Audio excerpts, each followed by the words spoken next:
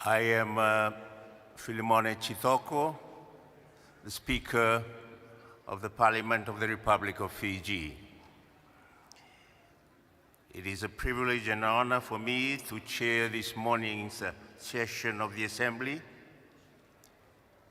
It is an honor that is bestowed on my country, Fiji, and the South Pacific region I represent, but especially in the context of our theme, Parliamentary Action for Social Development and Justice, the small island developing countries, SEEDS, that plays a vital role in the furtherance of our theme and objective. Thank you. We will now proceed with the list of our speakers this morning, and I'll just remind the speakers that they have 5 minutes that are given to each of them. If they can please observe the time that is allocated. I'll call first on the representative of the Republic of Korea to deliver his address.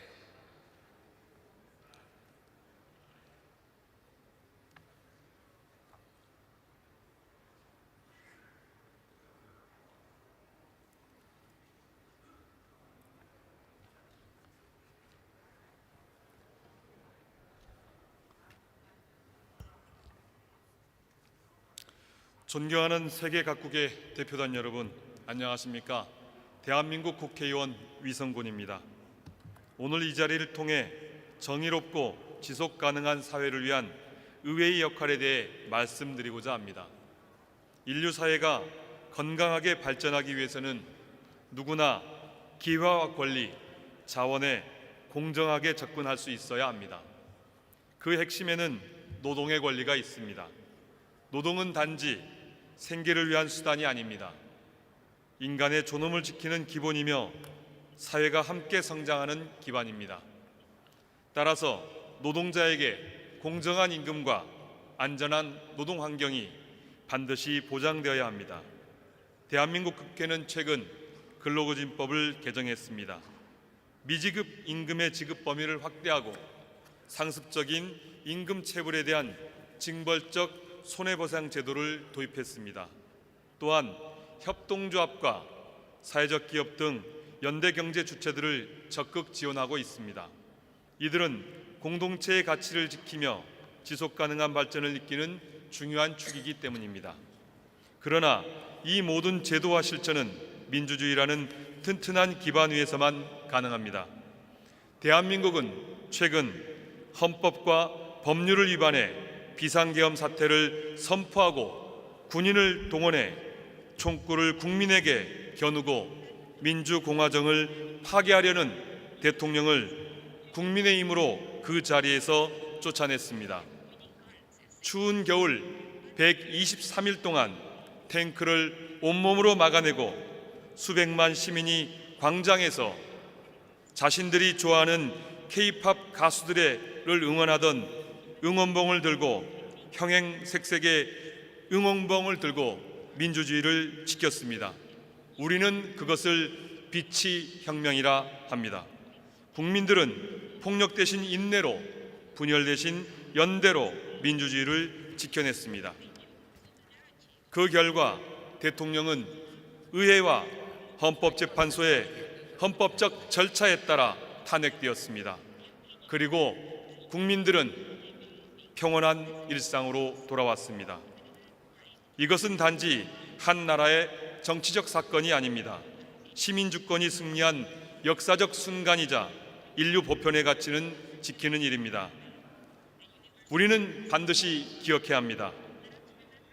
민주주의는 결코 당연한 것이 아니라는 점을, 그것은 시민들의 끊임없는 헌신과 용기로 지켜내는 것이라는 것을, 존경하는 의원 여러분, 오늘 이 자리에 함께한 세계 의원들께 간곡히 요청드립니다. 어느 곳에서도 민주주의가 위협받지 않도록, 시민의 목소리가 외면당하지 않도록 함께 살펴주시기 바랍니다. 우리가 함께 지혜와 힘을 모은다면 더 평등한 사회, 더 정의로운 사회 반드시 만들어낼 수 있습니다. 오늘 이 자리가 그 첫걸음을 함께 내딛는 뜻깊은 시간이 되기를 기원합니다. 경청해 주셔서 감사합니다.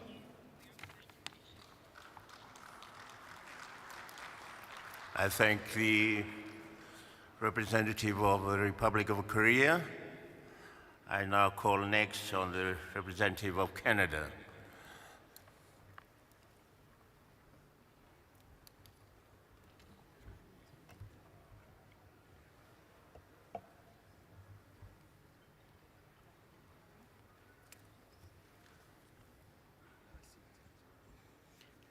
Good morning, fellow parliamentarians and colleagues. I want to start by thanking our host, Uzbekistan, for its warm welcome and hospitality, and what a pleasure it has been to be greeted by so many young people. I also want to take this opportunity to thank the staff of the IPU for the incredible job you're doing. Thank you very much.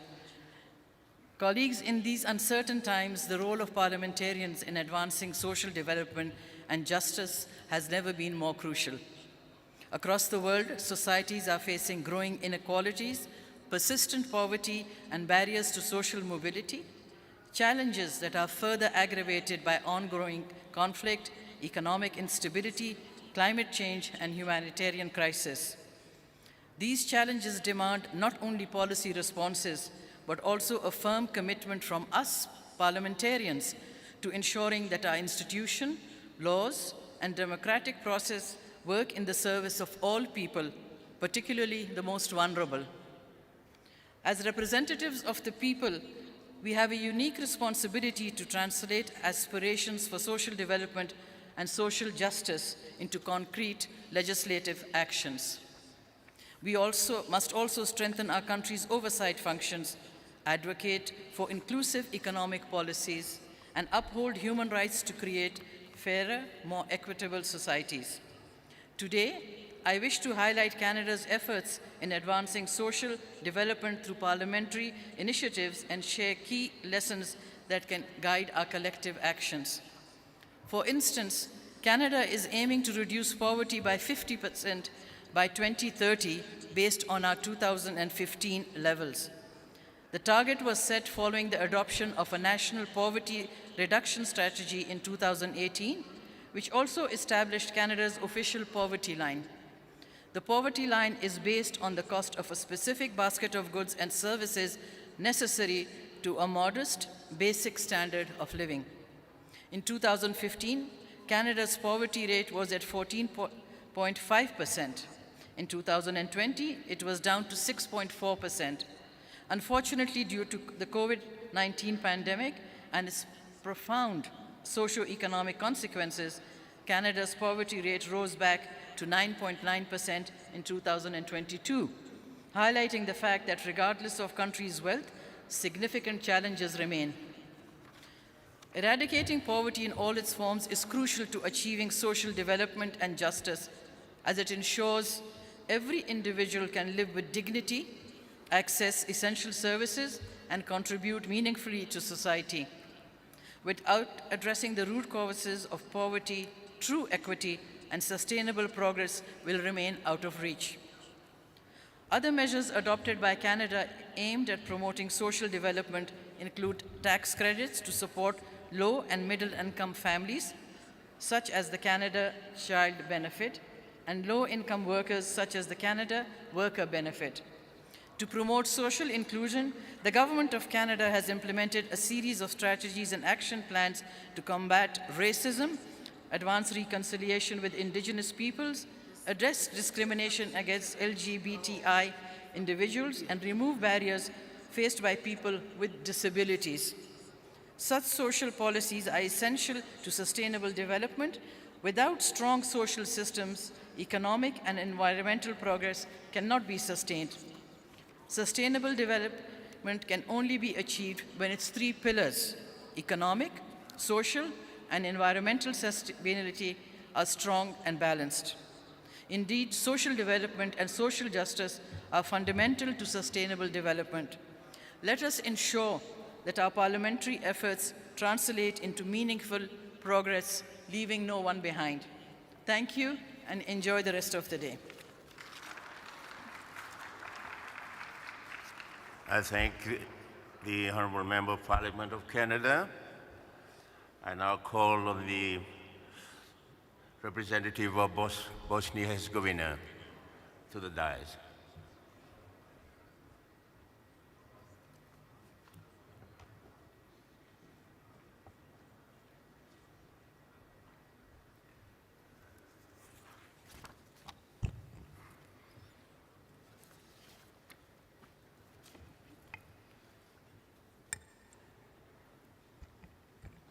Honorable Mr. President, a statement, colleagues, ladies and gentlemen. There are two main principles upon which a democratic society is built: equality and prosperity of political process. As parliamentarians, we have a response and opportunity to shape the future of our countries by enacting law that ensure justice, equality, and social development. Our task is to establish legislative framework that will provide all citizens with equal opportunity for advancement, while also enacting the parliamentarian oversight function through the democratic mechanism to monitor of the work of the executive branch.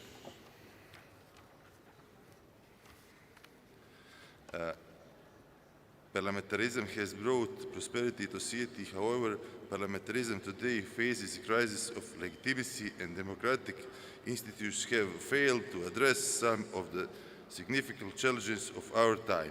Among the most visible obstacles to the developments of the democratic institutions are citizens' distrust of those institutions, electoral abstinence, complex coalitions politics. Parliamentarism as a model of democratic governance must provide a strong response, and that response must begin with us. The essence of parliamentarism lies in the balance of the power between the executive and legislative branch, and its fundamental principle is that power comes from the people and accountability to citizens. By renewing political dialogue, improving inter-party cooperation, and increasing citizen participation, we must generally strive for development of a just society. Oversized parliamentarism risk became alienated, serving only their own interests and losing their democratic legitimacy. I urge all of us as MPs and representatives of the people to recognize our responsibility, and as lawmakers we must be the ones who promote social development and ensure justice for all. Thank you.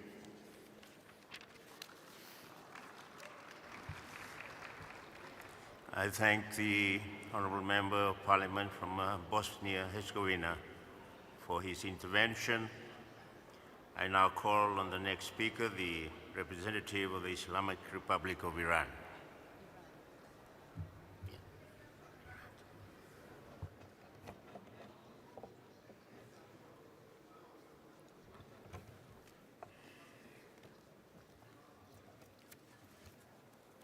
بسم الله الرحمن الرحیم. خانم رئیس، عالی جنابان، همکاران محترم، خانم‌ها و آقایان، در آغاز مایلم از رئیس محترم اتحادیه بین المجالس و دبیر کل و از مجلس و دولت و ملت ازبکستان برای میزبانی سخاوتمندانه و تلاش‌های بی‌دریغ در برگزاری موفقیت آمیز این گردهمایی صمیمانه تشکر و قدردانی نمایم. حضار گرامی، امروز در شرایطی گرد هم آمده‌ایم که جهان ما با چالش‌های بی‌سابقه‌ای در مسیر تحقق توسعه اجتماعی و عدالت روبروست. ما به عنوان نمایندگان پارلمان‌های جهان مسئولیت تاریخی در قبال ساختن جهانی عادلانه‌تر و توسعه یافته‌تر داریم. همکاران گرامی، مجلس شورای اسلامی ایران با بررسی و تصویب برنامه‌های توسعه و نظارت مستمر بر اجرای آنها نقش کلیدی در تحقق توسعه اجتماعی و عدالت در همه زمینه‌ها ایفا کرده است. علی‌رغم تلاش‌های گسترده، متأسفانه برخی موانع خارجی مسیر توسعه اجتماعی ما را با چالش جدی روبرو ساخته است. تحریم‌های یک جانبه و غیرقانونی به عنوان مصداق بارز تروریسم اقتصادی آسیب‌های جدی به شهروندان عادی کشور وارد کرده و فرایند توسعه اجتماعی را در برخی حوزه‌ها با دشواری روبرو ساخته است. لازم به ذکر است که علاوه بر تحریم‌های غیرقانونی و زورمدارانه، تهدیدات مکرر مقامات آمریکایی به اقدام نظامی علیه ایران از زمان روی کار آمدن رئیس جمهور جدید ایالات متحده آمریکا در ژانویه 2025 تهدیدی جدی برای صلح و ثبات و امنیت منطقه‌ای و بین المللی محسوب می شود. این تهدیدات نقض فاحش حقوق بین الملل و اصول بنیادین منشور ملل متحد به ویژه بند 4 ماده 4 این منشور است که صراحتاً هر گونه تهدید به زور یا استفاده از آن علیه تمامیت ارضی یا استقلال سیاسی کشورها را ممنوع می‌شمارد. ما معتقدیم جامعه جهانی به ویژه پارلمان‌های کشورها نباید در برابر این تهدیدات جنگ طلبانه سکوت اختیار کنند، زیرا قصور در اقدام خطر پیامدهای فاجعه بار نه برای منطقه بلکه برای صلح و امنیت بین المللی را به دنبال خواهد داشت. مایلم خاطر نشان کنم که جمهوری اسلامی ایران قویاً متعهد به صلح، ثبات و امنیت منطقه‌ای بوده و هیچ گونه تمایلی به درگیری یا تنش افزایی ندارد. با این حال جمهوری اسلامی ایران نسبت به هر گونه ماجراجویی نظامی هشدار جدی می‌دهد و اعلام می‌دارد که به هر گونه اقدام تجاوزکارانه از سوی آمریکا یا عامل نیابتی آن مشخصاً رژیم صهیونیستی اسرائیل علیه حاکمیت تمامیت ارضی یا منافع ملی خود سریعاً و قاطعاً پاسخ خواهد داد. مسئولیت کامل عواقب وخیم هر گونه اقدام خصمانه به طور کامل متوجه آمریکا خواهد بود. همچنین جنایات بی سابقه رژیم جنایتکار اسرائیل علیه مردم مظلوم غزه و نسل‌کشی آشکار در این منطقه در کنار تجاوزات مکرر این رژیم به لبنان و سوریه نمونه دیگری از موانع جدی در مسیر تحقق توسعه اجتماعی و عدالت در منطقه ماست.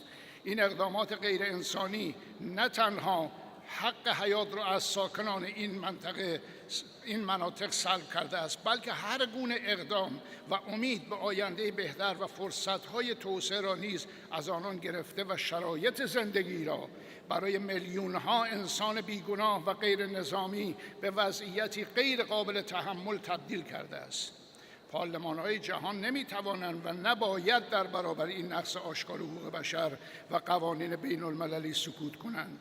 ما معتقدیم توقف فوری این جنایات و پاسخگو کردن عاملان آن پیش شرط ضروری برای بازگرداندن صلح، امنیت و امید به توسعه در منطقه است. همچنین تأکید می‌کنم راه حل مسئله فلسطین اتکا به راه حل دولتی نیست و در حالی که این رژیم و حامی اصلیش دولت کنونی آمریکا صراحتاً با آن مخالفت کرده‌اند، پیگیری این مسیر رژیم غاصب شیطانی، تروریست و کودککش صهیونیستی را که وجود نامشروعش بزرگترین لکه ننگ در تاریخ بشریت مشروعیت خواهد بخشید بدون اینکه نتیجه‌ای داشته باشد. مستندسازی جعلی تاریخی دستاندرکاران رژیم صهیونیستی را ملت‌های جهان باور نکرده و نخواهند کرد. از نظر ما تنها راه حل دموکراتیک حق تعیین سرنوشت مردم مظلوم فلسطین و تشکیل دولت مستقل فلسطینی مراجعه به آرای عمومی کلیه مردم بومی فلسطین از طریق برگزاری یک رفراندوم عمومی است. خانم رئیس، حضار محترم، از منظر ما زمان اقدام مؤثر یک جانبه‌گرایی فرا رسیده است و هر گونه سهلنگاری در این زمینه آسیب‌های جدی به نسل‌های آینده وارد خواهند کرد.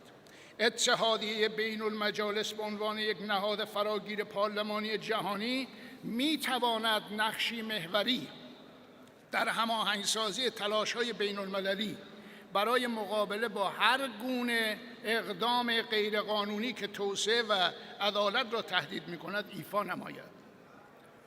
بررسی مواضع و تصمیمات اتخاذ شده در نشست امسال در بین المجالس نشان می‌دهد صدای واحدی در خصوص دو موضوع مهم جهانی شنیده I would می‌شود. ask the اول اجماع honorable علیه جنایات speaker بی‌سابقه from رژیم Iran to please صهیونیستی conclude his statement. و Please. حمایت قاطع از مردم مظلوم و بی‌دفاع فلسطین و دوم مخالفت گسترده با اقدامات قلدرمآبانه دولت جدید آمریکا در اعمال تصمیمات زورمدارانه یکجانبه علیه دولت‌های مستقل از جمله اعمال تعرفه‌های گمرکی و تجاری ناعادلانه و تلافی جویانه که نظام اقتصادی و تجاری جهانی را به شدت تهدید خواهد کرد. از این رو هر تبادل، هر تعامل، هر تلاش مشترک پارلمانی ما باید در راستای مقابله با این دو مسئله Can I مهم ask the و تایید کننده can I جهانی برای ask the honorable دستیابی member توسعه اجتماعی from و عدالت در Iran جوامع to بشری conclude his باشد. statement از now? توجه همه شما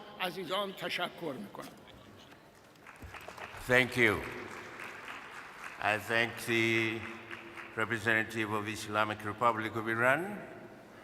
I now next call on the representative of Switzerland. And he will speak from the podium. Thank you.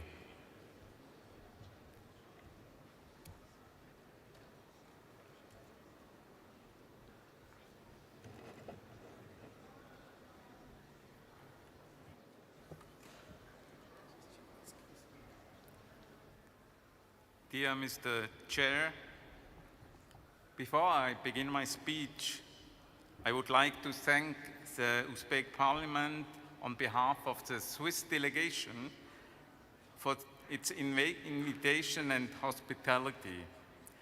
We are enjoying our days here in Tashkent as a valuable experience. Ladies and gentlemen, I personally believe that if we want to achieve our sustainable goals, we need to become more credible. We need to raise awareness of the fact that the policies we are all pursuing today will be groundbreaking and formative for future generations. We must not block their future, but must also open up opportunities for them to shape it. It's the basis for these socially just and fair structures for all. As a healthcare politician, I am committed to ensuring that access to comprehensive healthcare is guaranteed for everybody, for all. For me, ensuring a dignified life for all the people is a matter of course. As also a social politician, it's important to me that we have an education system that is open to all and aims to meet all needs. For sure, the goal on an inclusive society with many opportunities and possibilities, especially for people with disabilities, is a matter close to my heart, which I authentically support within the IPU family. I would also like to emphasize the importance of cooperation in the economic, environmental, and social area, which are so crucial for sustainable development. We should all continue this cooperation in the IPU at various levels and realize how valuable cooperation between people with different backgrounds and conditions is. At best, our work should interlock like the links in a chain. However, we must not forget that the chain is only as strong as its weakest link. So let's make realizable and realistic plans together. and find approaches that they can work at all levels. Every person is not only important in our community system, it's also of equal value, but can also help us move forward. Thank you all, and let's make important steps into a sustainable future together.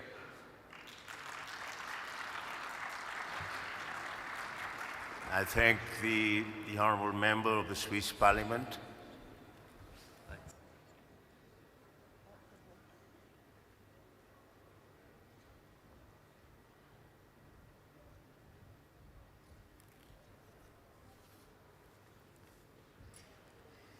I next invite the representative of Hungary to deliver her address.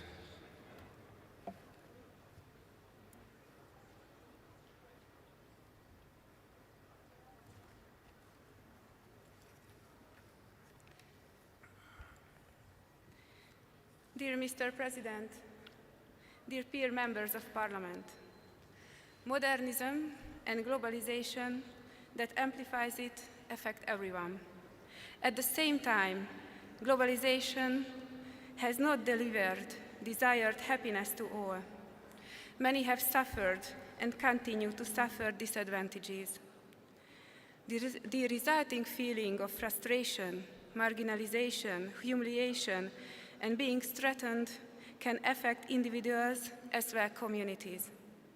As parliamentarians, we have an important role in reducing and, where possible, closing the gaps and divides that emerge. When we act to help and to find solutions, we must always look beneath the surface and avoid generalizations. Numbers, figures, and general statements can obscure a lot of useful information. In finding solutions, it is essential to analyze processes and think in the long term. The past, tradition, culture, current state, adaptability, and level of social support of individuals and communities should be taken into account. It is essential to think strategically and continually build upon what's already there. Cooperation between individuals and communities is also important. When designing our opportunity programs in Hungary, we pay special attention to inform the public. Among others, we support the resilience of underprivileged communities through awareness-raising programs. Dear peer MPs, we have a dedicated program focusing on the 300 most disadvantaged settlements in Hungary. This long-term, complex social integration program offers comprehensive intervention to support the most vulnerable layers of society, including through the improvement of housing conditions, early childhood development, drug prevention, family mentoring. These settlements often have a large Roma population. We have developed a wide-ranging support system for them, spanning from the birth till the end of life. But it is not enough to just have a budget for development and convergence. We also need an institutional background. Stakeholders can always turn with confidence with their questions and requests. We've done it. We place a very strong emphasis on the early years of life. However, the well-being of children can only be ensured if we also look after mothers and families. We do not let go of the hands of young people, even in secondary school or at the university. They can choose from a range of scholarship programs. That's also very important, is that we also create and offer them jobs so they can start their young adult life with a solid foundation. We see this as a success story, as the feedback from stakeholders tells us that these programs have reached those for whom we have developed them, and they have found them useful. In general, it is a measure of the usefulness and effectiveness of development programs among target groups. Dear peer MPs, I have frequently mentioned not only children, but also mothers and families. Many know that Hungary is a family-friendly country. We aim to give mothers or fathers the opportunity to stay at home with their children if they wish so. The duration of this leave is an extraordinary 3 years in Hungary. At the same time, we also want mothers and families to be free to decide how to balance family life with work and career. The issue of women's policy is essentially approached from a family perspective, especially since the gender gap is the result not primarily of the biological differences or social stereotypes between women and men, but of the fact that due to child rearing, women may be disadvantaged in many areas of life, including on the labor market. Supporting work-life balance is a top priority. Therefore, we support housing and financial security. Just recently, the Hungarian government has announced the largest tax cut program in Europe. Hungary has seen one of the highest increases in female employment in the European Union. Hungarian women not only participate in the labor market in greater numbers, but also work significantly more than their European counterparts. Dear colleagues, if you would like to receive more information on the details of our family policy, I'm more than happy to be at your disposal. Thank you for your kind attention. I thank the Honourable Member of Parliament of Hungary. I call next on the Honourable Member of Parliament of Malaysia.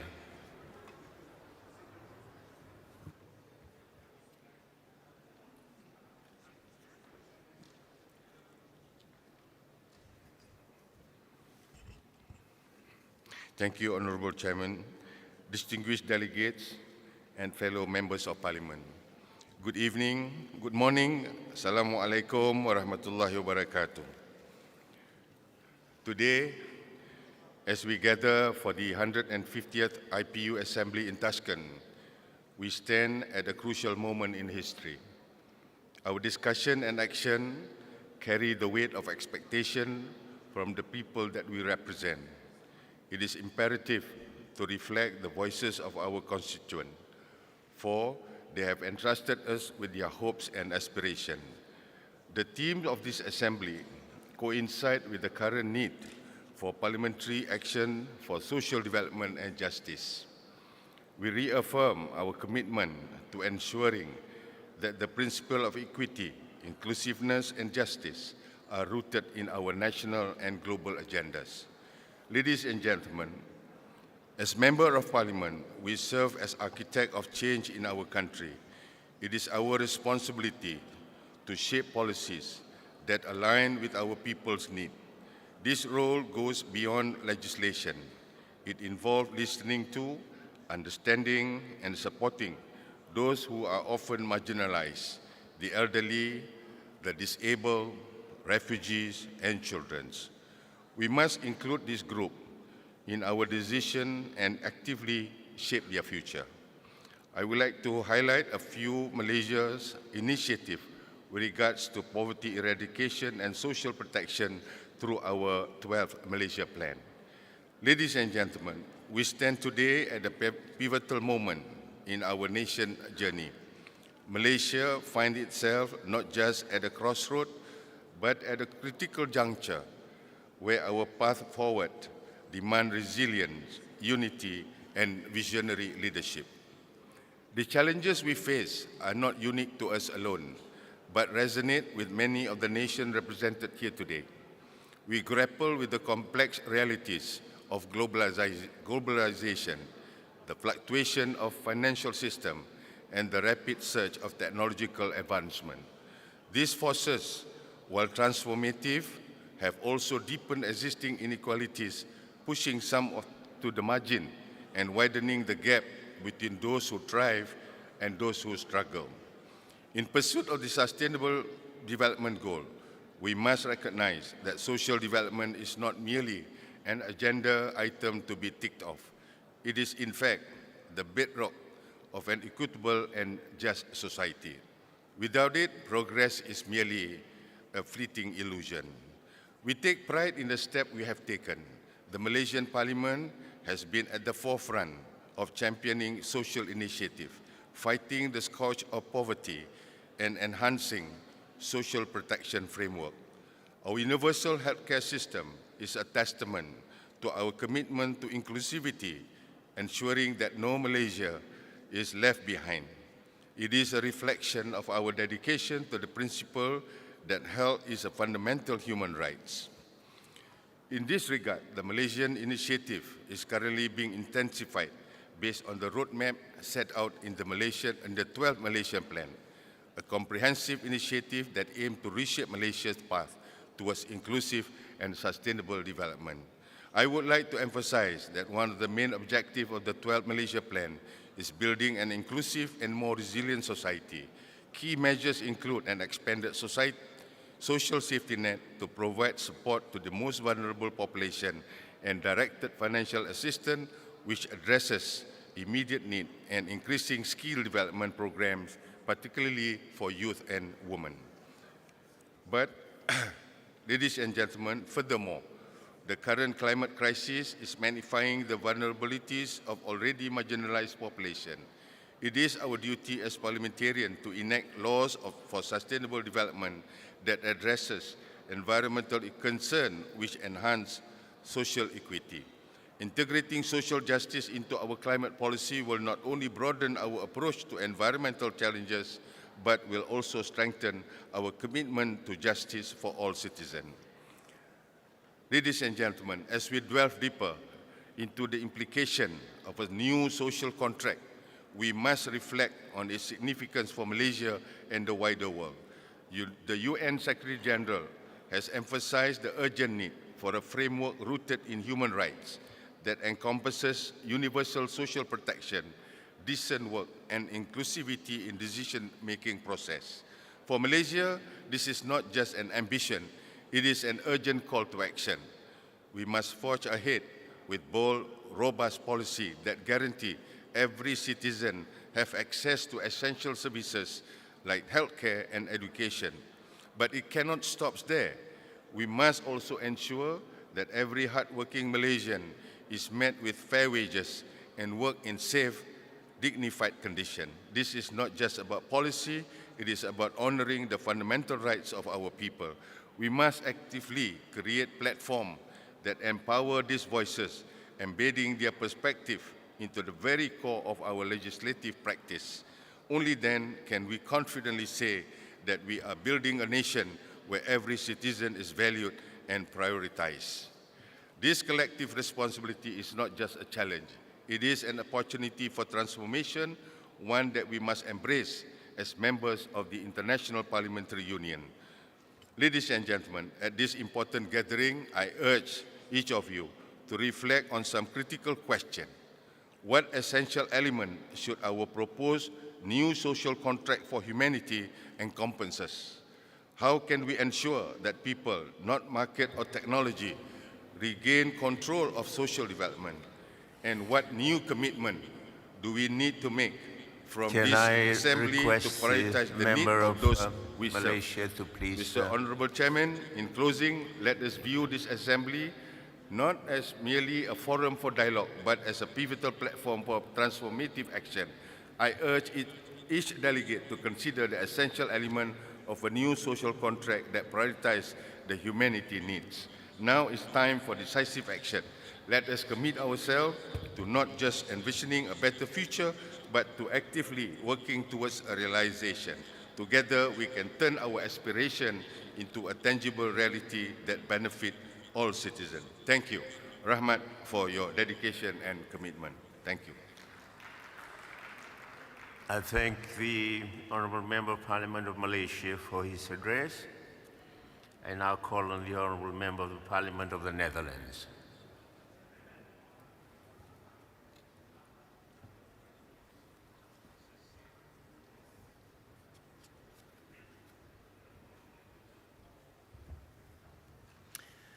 Dear Chair, dear delegates, let me first thank you all for attending this assembly and especially Uzbekistan for hosting it all.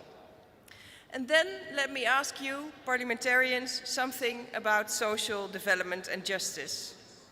How did you convince your people to trust you and vote for you? What promise or promises did you make? Was it about social development for all the people in your country, all your voters, including women? We parliamentarians, representatives, are making many promises. I do too. My name is Judith Thielen and I'm a member of parliament in the Netherlands, a small country in the top 20 of economic welfare. I myself promised to stand and fight with my voters for them to become economically free by ensuring good jobs and sufficient income, enabling successful entrepreneurship and supporting good health, and, if needed, accessible health care. In other words, yes, I also promised social development and growth to all Dutch people. Also for Dutch women, especially for Dutch women. Because the key barriers for social development in a country are mainly, almost exclusively, barriers for women. Also in my country. Women are at a higher risk for poverty. Women are at a higher risk for bad health and insufficient health care. And women are at a frightening high risk for domestic violence and harassment. My country ranks quite well on gender equality. But no, there is still no equality there. Most people in my country are still convinced that women are better than men in taking care for the kids, so they should only do so. Most employers only offer small and insecure jobs to women, limiting their social and economic freedom. Large income drops falls upon women after giving birth or following a divorce. Healthcare professionals too often treat female bodies as smaller males, resulting in all sorts of unhealthy complications. Freedom in life is much smaller for women. Do you recognize that in your own country? Although I'm an optimistic person, I'm not optimistic about gender equality. In these times, the gap between men and women seems to be enlarged. I don't like to say it, but conservative male tendencies, even forces, are making the gap between men and women bigger at the cost of women. In these times, they question basic women's rights and try to diminish them. In these times, the social development of women is at stake. I am worried. Are you?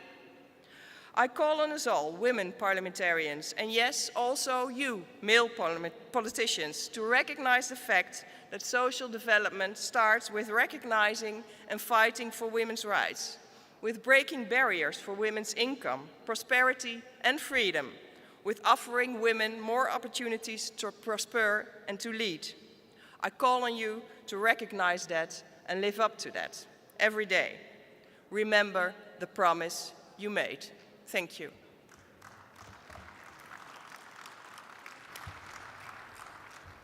I thank the Honourable Member of Parliament of the Netherlands for her contribution. I now invite the Honourable Member of the Parliament of Timor-Leste.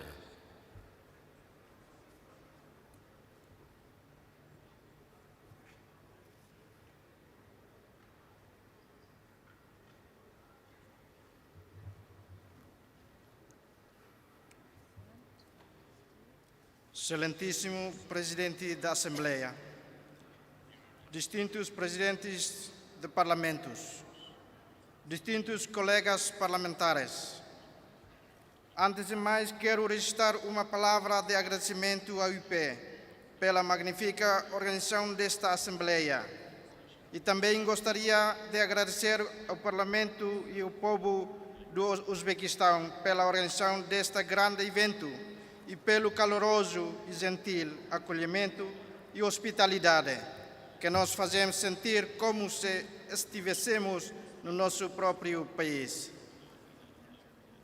Embora os executivos sejam os responsáveis pela condução das políticas, os parlamentos têm se tornado cada vez mais um parceiro incontornável, pelo menos no papel legitimador refletido no poder que lhes é atribuído de ratificar tratados, aprovar leis e orçamentos e de fiscalização. Em 2011, o nosso Parlamento aprovou o Plano Estratégico de Desenvolvimento 2011 até 2030. Em 2015, na sequência da adoção da Agenda 2030 para o Desenvolvimento Sustentável, o nosso Parlamento aprovou uma resolução comprometendo-se com os ODS e solicitando o alinhamento do sistema de planeamento e orçamentação com os ODS. Em resposta, o Executivo criou um grupo de trabalho sobre os ODS para analisar os ajustamentos necessários no nosso Plano Estratégico de Desenvolvimento para o alinhar e abranger os ODS. No meu país, cada novo governo eleito precisa de ser endossado pelo Parlamento antes de assumir funções, através da aprovação do programa do governo. É prática corrente na maioria do sistema de governo dos nossos países que os executivos sejam o principal órgão do Estado na concessão e adoção dessas estratégias e políticas nacionais. Defendemos que os parlamentos devem ser consultados e envolvidos no pré-escrutínio para que essas políticas possam refletir a variedade de opiniões da sociedade. Esta é uma das fraquezas de muitos dos nossos países e os nossos parlamentos devem estar à altura do desafio que esta mudança de paradigma nos coloca. O papel crucial que os parlamentos desempenham na definição e na condução da Agenda de Desenvolvimento Social decorre do seu lugar único como órgão legislativo, responsável pela criação de leis, pela aprovação de orçamentos e pela responsabilização do Executivo para garantir o cumprimento dos Objetivos de Desenvolvimento Social. Os parlamentos devem primar pelo escrutínio e aprovação de legislação que garanta a sua adequação à consecução dos Objetivos de Desenvolvimento Social, nomeadamente através do estabelecimento de enquadramentos e da criação de políticas e leis relacionadas com a educação, os cuidados de saúde, a proteção social e a igualdade de gênero. Ao aprovarem o Orçamento Nacional, os parlamentos devem assegurar a atribuição adequada de fundos aos setores do desenvolvimento social, realizando debates e discussões em audições públicas e supervisionar posteriormente a utilização eficaz dos fundos públicos, acompanhar a execução das políticas e programas sociais para garantir a sua eficácia, recorrendo ao conjunto de instrumentos à disposição dos parlamentos, quer enquanto Assembleia, quer através das suas comissões, para o que os parlamentos devem ser mais proativos e eficazes. Ao proporcionar uma plataforma, o debate público e as discussões, os debates parlamentares devem permitir que sejam consideradas diversas perspectivas e garantir que as políticas sociais sejam inclusivas e alinhadas com as necessidades da população. No nosso papel de representantes dos nossos cidadãos, nós, deputados, somos chamados a defender políticas de desenvolvimento social que respondem às necessidades das nossas comunidades, a ouvir as suas preocupações e a trabalhar para resolver questões como a pobreza, o desemprego e o acesso aos serviços básicos. Também é muito importante o papel dos parlamentos no apoio à cooperação internacional e na promoção de parcerias internacionais. Isto implica a ratificação de tratados e acordos internacionais que podem envolver objetivos de desenvolvimento social. Os parlamentos devem assegurar que o país cumpre os seus compromissos relativamente aos padrões internacionais de desenvolvimento social. O papel dos parlamentos também deve envolver o escrutínio prévio e o fornecimento de contributos para os relatores do país, como, por exemplo, as revisões nacionais voluntárias sobre os ODS ou os relativos cedo antes de serem apresentados pelo Executivo aos respectivos órgãos dos tratados. Concluo, reafirmando que os parlamentos são fundamentais para moldar o desenvolvimento social através da legislação, do orçamento e da fiscalização, ao mesmo tempo que, em muitas partes do mundo, enfrentaram desafios relacionados com a governação e a gestão de recursos. Espero que os enormes desafios que temos pela frente não desarmem a determinação dos nossos parlamentos em enfrentar a jornada rumo ao desenvolvimento social e justiça. Muito obrigado pela vossa atenção. Obrigado.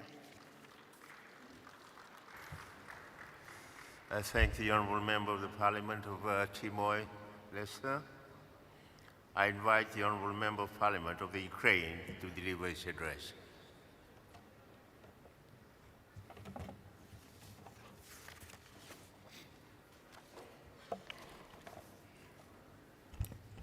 Honourable President, Secretary General, distinguished delegates, today we have a valuable opportunity to reflect on the ways to achieve social development and justice in our societies. Aspiration for development is something that unites everyone in an increasingly polarized and divided world. It also a complex process requiring a concentration of resources and concentrate action in order to achieve significant advancement. The last decades of international development since the 90s have been characterized by the concept of human-centered development advocated by UNDP and Nobel laureate Amartya Sen from India. But no human-centered development is possible when people are suffering from wars and indiscriminated attacks. A recent example is the Russian attacks, once more, with cluster warheads on the residential area in the Ukrainian town of Kryvyi Rih on this Friday. Unfortunately, 20 people died, including 9 children. These atrocities happen every week and are truly shocking. But Ukraine remains committed to international law and diplomacy. Ukrainian Minister of Foreign Affairs Andrei Sygyba is convening an urgent meeting of the UN Security Council and a special meeting of the OSCE Permanent Council. In March, Ukraine agreed to a full and unconditional ceasefire. Unfortunately, the Russian response is written in the blood and innocent civilians, as the attacks have only intensified in the past weeks. Yet in the midst of sorrow, gloom, and loss, we see the path to the brighter future. This path lies through collective action in the international community. We need to persuade Russia that it will be better off stopping the fighting. The following things can be done: support Ukraine with military supplies to keep us defend our land, provide financial and humanitarian support to Ukraine to make us resilient, sanction Russia or prevent the evasion of sanctions through your countries, join the Tribunal of the Crime of Aggression against Ukraine and the compensation mechanism for victims of aggression to restore justice. I believe that this Assembly will set the scene for an action-oriented cooperation to make Russia stop the war. I'm very grateful to the President Mirziyoyev for his speech yesterday, expressing strong support for Ukraine. I want to thank our Uzbek hosts for their hospitality. I also want to thank everyone standing with Ukraine in all our continents. We can stop this war very fast, but everyone should ask themselves what they are doing to stop it. While Ukraine is fighting against this aggression, we keep developing. Our economy is gradually recovering. The entire world admires our digital transformation success. Our Grain from Ukraine initiative allows to prevent hunger in many developing countries, where Russia's war early created risks of food insecurity. We are a strong, resilient nation. And with your support, we can persuade Russia to agree our proposal for unconditional ceasefire and finally be able to double down on social development and restore justice. Thank you very much.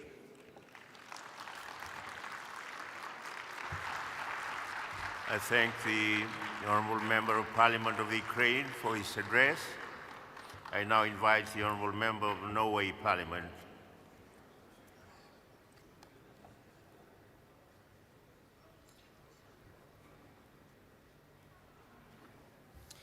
Thank you, Chair.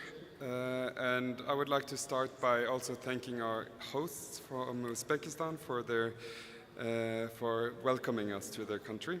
But dear colleagues, dear friends, something is not working.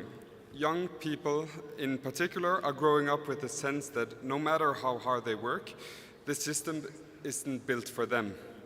That it's harder to get by, harder to be heard, and harder to see a future where things actually get better. Across the world, we're seeing rising inequality, climate anxiety, and communities that feel ignored and unheard. As a young parliamentarian, this is of great concern to me. when I see my own and the younger generation losing trust in systems that are set up to help and empower them, when they see examples of an economic development that is not benefiting them, but rather is concentrating wealth in fewer hands, rewarding those who already have advantages and leaving the rest to navigate growing insecurity. So what do we do about it? Before I became an elected official, I remember being one of the young people who got to participate and have my voice heard as the SDGs were developed. I remember all the hope for the future and the process that came with it. And I remain hopeful, even though we have to admit we are still far off. But when we as politicians set ourselves goals, we should also strive to achieve them. And I do believe that you all want that as well.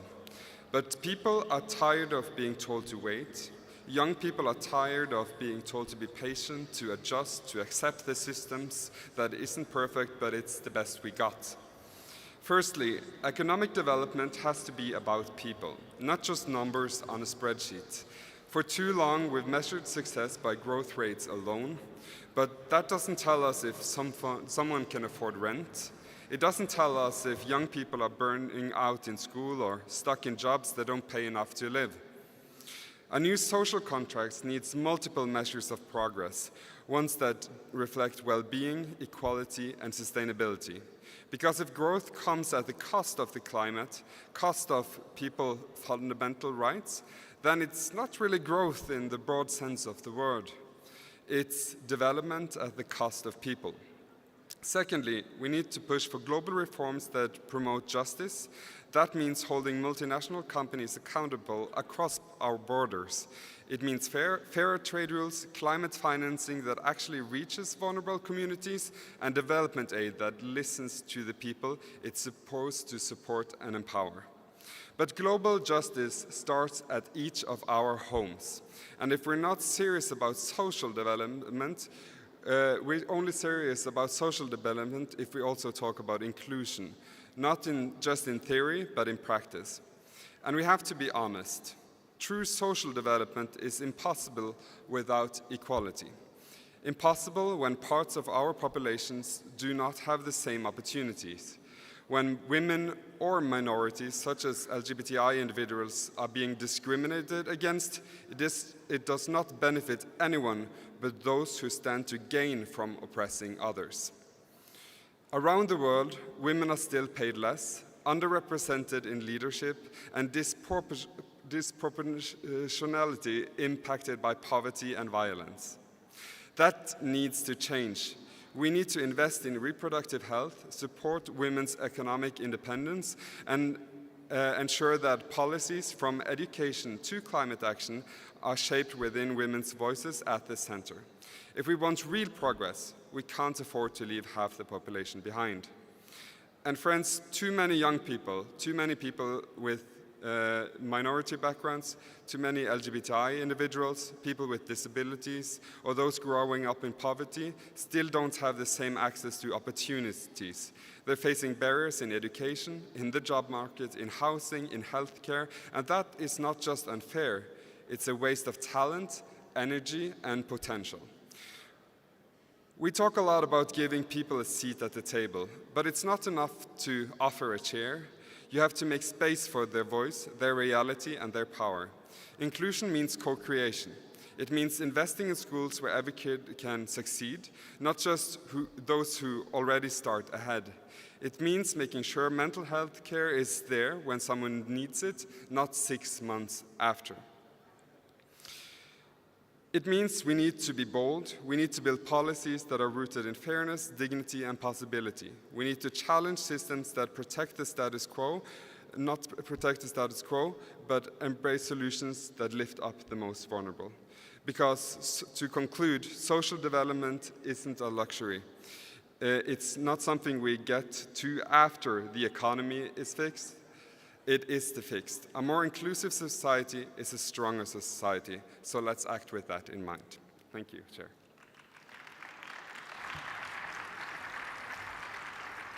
I thank the Honourable Member of the Norway Parliament for his intervention.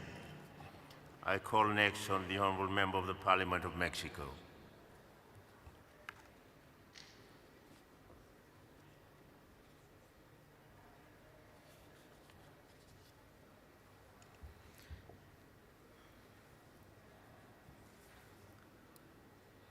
Honorable Asamblea de la Unión Interparlamentaria, excelentísimo señoras, señores parlamentarios, distinguidas delegaciones, a todos y a todos los presentes. Es un alto honor dirigirme a ustedes como representante del Senado de la República Mexicana en este foro que encara el diálogo, la cooperación y la diplomacia parlamentaria entre las naciones del mundo. México es hoy una nación en transformación profunda, una transformación que pretendemos que tenga una alta proyección en el ámbito internacional. Vivimos una nueva etapa de bienestar que redefine el ejercicio del poder público, promueve la justicia social, fortalece nuestras instituciones democráticas y construye un futuro con dignidad para todas las personas.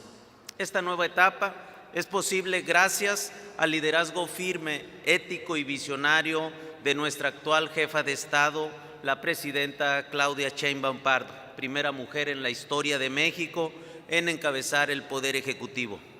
México no solo ha consolidado los cimientos de la Cuarta Transformación, sino que ha iniciado una etapa de profundación democrática, de renovación institucional y de compromiso internacional. Uno de los avances más trascendentales en esta etapa ha sido la reforma constitucional para democratizar el Poder Judicial. Por primera vez, en un proceso sin precedentes en nuestra historia, se ha legislado para permitir que el pueblo elija directamente a jueces, juezas, magistrados, magistradas, ministros, ministras, con el objetivo de garantizar una justicia transparente, imparcial y cercana a la ciudadanía. Esta medida combate de raíz los privilegios, elimina los pactos de impunidad y fortalece el Estado de Derecho. Se trata de una transformación de fondo, no de forma, una justicia del pueblo y para el pueblo. Bajo la visión humanista de nuestro expresidente Andrés Manuel López Obrador, el concepto de bienestar fue colocado en el centro del quehacer público. Las y los senadores, diputadas y diputados mexicanos hemos trazado una serie de reformas constitucionales en materia de bienestar, justicia, seguridad y paz. Hemos implementado una política social integral que incluye becas universales para adultos mayores, personas con discapacidad y estudiantes de todos los niveles.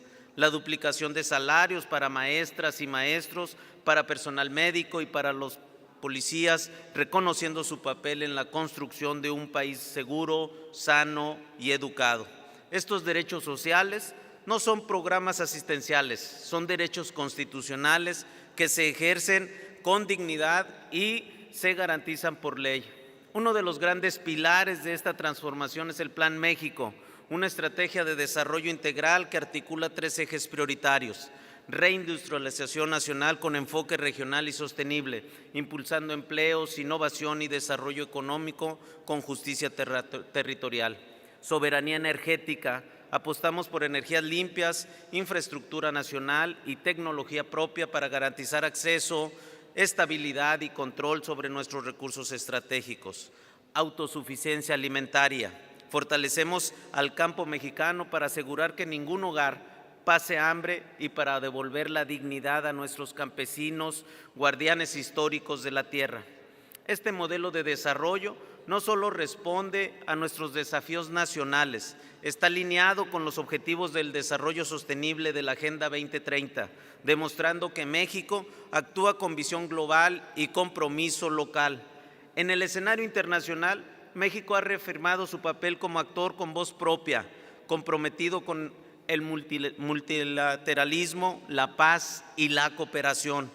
Hemos fortalecido nuestras relaciones con socios estratégicos en América del Norte, América Latina, Europa, Asia y África, impulsando alianzas para el desarrollo, la justicia climática y los derechos humanos. México participa activamente en foros multilaterales proponiendo soluciones conjuntas a los grandes desafíos globales: el cambio climático, la migración, la desigualdad, la transición energética y la paz internacional. Hoy más que nunca estamos llamados a construir puentes, no muros, a sumar, no a dividir. a dialogar desde nuestras diferencias, pero también desde nuestras coincidencias más profundas. Desde México extendemos nuestra mano fraterna a todas las naciones aquí representadas. Reafirmamos nuestra convicción de que otro mundo es posible, un mundo en el que los parlamentos trabajen con visión global y responsabilidad local, donde las leyes estén al servicio del bienestar. Les invito desde esta tribuna a estrechar lazos, a compartir experiencias y a construir juntos un futuro en el que la democracia no sea solo un sistema político, sino una forma de vida. México está listo para caminar juntos. Muchas gracias.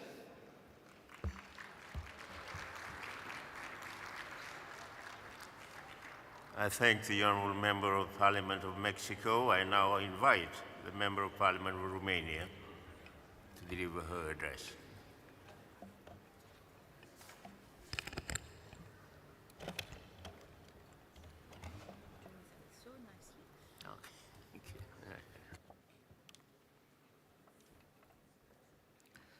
Honorable President, esteemed parliamentarians, it is a great honor to address you today on a cause that we all share in terms of responsibility, social development and justice. Today, we are facing major challenges driven by demographic changes and financial and economic crisis. In light of the pressure of public budgets and the risk of structural deficit in the labor market in the future, it is a duty of Parliament to support and adopt measures to modernize social policies in order to ensure efficiency and sustainability in their funding. In this context, in 2017, the European Union established the European Union Pillar of Social Rights, a mechanism aimed at improving living and working conditions across the Union, which includes, among other things, analyzing the impact of digitalization on the labor market, including the introduction of artificial intelligence. As Member of Parliament, we have the responsibility to support these initiatives and collaborate on adapting national legislation to these new realities. At the national level, an important reform is the Hub for Digital Services in the field of social assistance, which will facilitate the provision of electronic public services and ensure the interoperability of information systems at all levels. These reforms, supported by Parliament, will assist in modernizing social assistance, aiming to improve the quality of life, reduce poverty, and promote social inclusion. Through the 2024 and 2028 governance program, the Ministry of Labour, Family, Youth and Social Solidarity has assumed ambitious objectives aimed at supporting families with children. Additionally, the modernization of the social assistance system and increasing access to social services remain clear priorities within this program. In the National Strategy for Social Inclusion and Poverty Reduction for the next period, essential policies are outlined for the social protection of vulnerable groups: children, the elderly, people with disabilities, and others at risk of social exclusion. These policies are supported by us, the parliamentarians, through the legislation and the allocation of appropriate financial resources. Additionally, in the context of collaboration with European Union partners, we have developed and implemented a roadmap for quality jobs supporting national policies already in place, as introduction of the European minimum wage. In this regard, we continue to strengthen dialogue with social partners to address both the needs of workers and the requirements of the business environment. Regarding the vulnerable citizens, we place a high priority on combating poverty through strategies and action plans aimed at improving access to housing and supporting those facing homelessness or precarious working conditions. These tools, together with the reforms and strategies already in place in the National Recovery and Resilience Plan, will strengthen public services and contribute to reducing poverty and social exclusion. At the same time, as part of national plan, Romania has committed to a major pension system reform aimed at ensuring its sustainability and reducing existing inequalities. With regard to the green and digital transitions, which are shaping the future of the labor market, it is necessary to accelerate citizen training process so that their skills meet the requirements of the new economy. Romania has already adopted strategies in adult education and support the participation of Romanian universities in European university alliances in order to reduce gaps and promote cultural and academic diplomacy. In conclusion, ladies and gentlemen, I would like to emphasize that social development means leaving no one behind. It is our duty as parliamentarians to adopt economic policies and legislative measures that reduce poverty, promote equal opportunities, and combat discrimination in all its forms for sustainable social development. Thank you.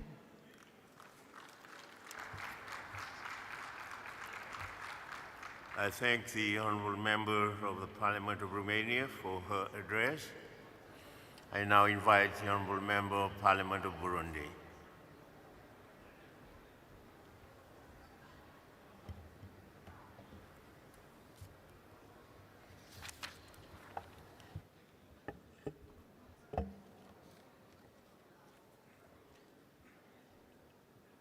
Excellences, Mesdames et Messieurs, honorables chefs de délégation, Mesdames et Messieurs, tout protocole observé, au nom de la délégation burundaise, je commence par souligner l'importance et la pertinence de ce thème à ce moment précis où l'individualisme regagne de plus en plus du terrain et où la répartition inégalitaire des ressources États a ravivé les conflits sociaux au sein des nations et des nations internationales.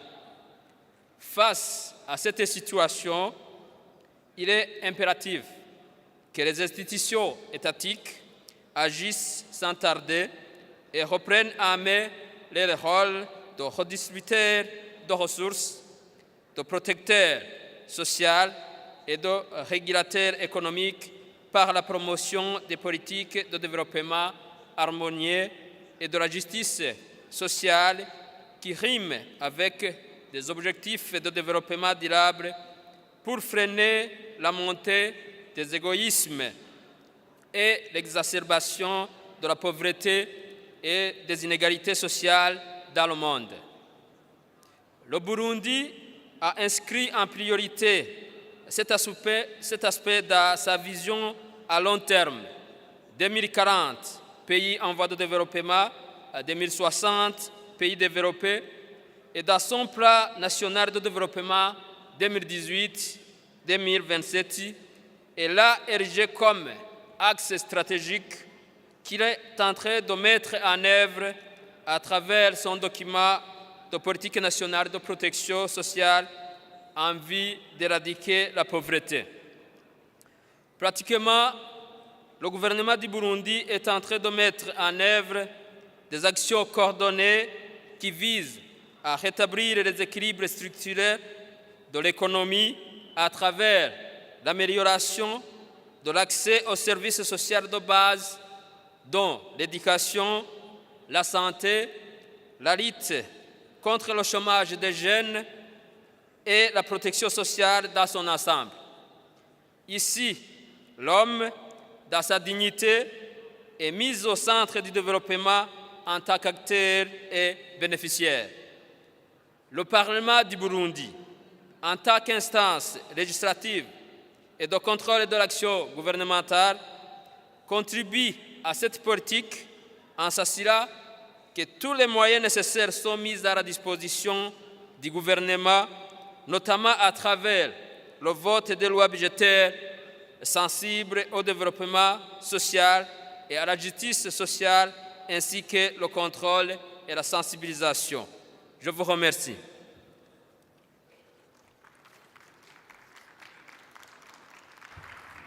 I thank the Honourable Member of the Parliament of Burundi for his address. I now invite the Honourable Member of the Parliament of Libya.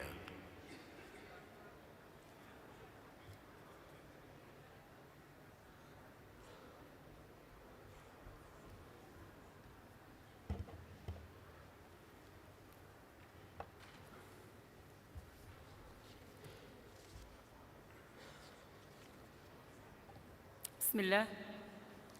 أصحاب المعالي والسعادة، السيدات والسادة الحضور الكريم، السلام عليكم ورحمة الله. أولاً بداية أتوجه بخالص الشكر والتقدير إلى جمهورية أوزبكستان رئيساً وبرلماناً وحكومة وشعباً على كرم الضيافة وحسن الاستقبال، كما أشكر الأمانة العامة للاتحاد البرلماني الدولي على تنظيم هذه الدورة بكفاءة واقتدار.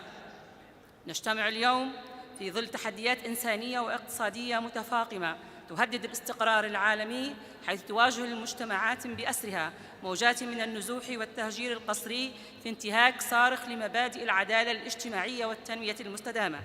وفي قلب هذه المأساة تبرز القضية الفلسطينية باعتبارها واحدة من أكثر القضايا الإنسانية والسياسية إلحاحاً وتعقيداً، إذ يعيش الشعب الفلسطيني ولا سيما في غزة أوضاعاً مأساوية نتيجة الحرب التي يتعرض لها، والحرمان من أبسط الحقوق الأساسية في مشهد يقوض جوهر العدالة والتنمية الاجتماعية التي نسعى إلى تحقيقها.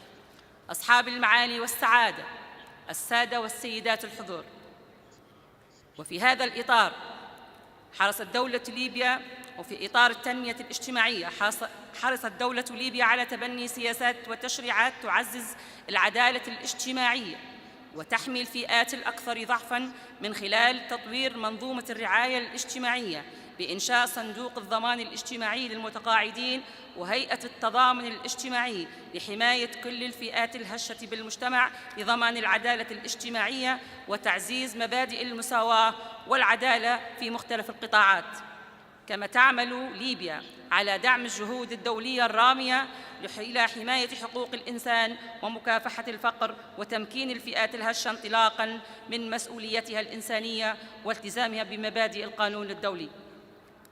تحقيق العدالة الاجتماعية يتطلب دائماً التزاماً دولياً حقيقياً بحماية حقوق الإنسان ووضع سياسات اقتصادية واجتماعية تضمن عدم ترك أحد خلف الركب. لذا يجب فرض حماية اجتماعية عادلة تكفل وصول التمويل والاستثمارات إلى المجتمعات المنكوبة بدلاً من تركها تحت رحمة الفقر والتهميش. كما أن العدالة الاجتماعية لا تكتمل دون مساءلة حقيقية للسياسات التي تنتج هذا الظلم.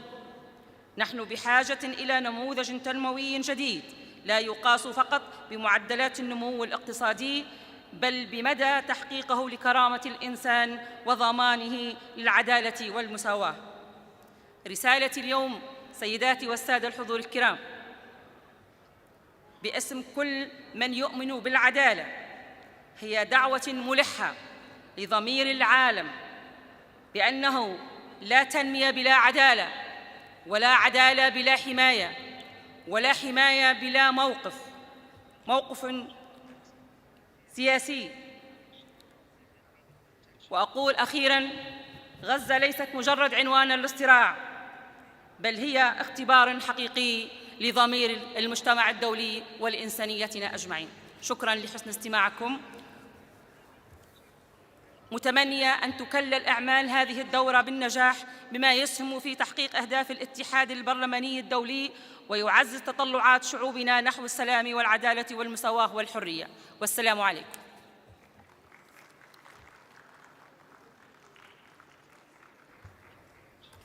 I thank the Honourable Member of the Parliament of Libya for her address. I next invite the Honourable Member of Parliament of Cambodia.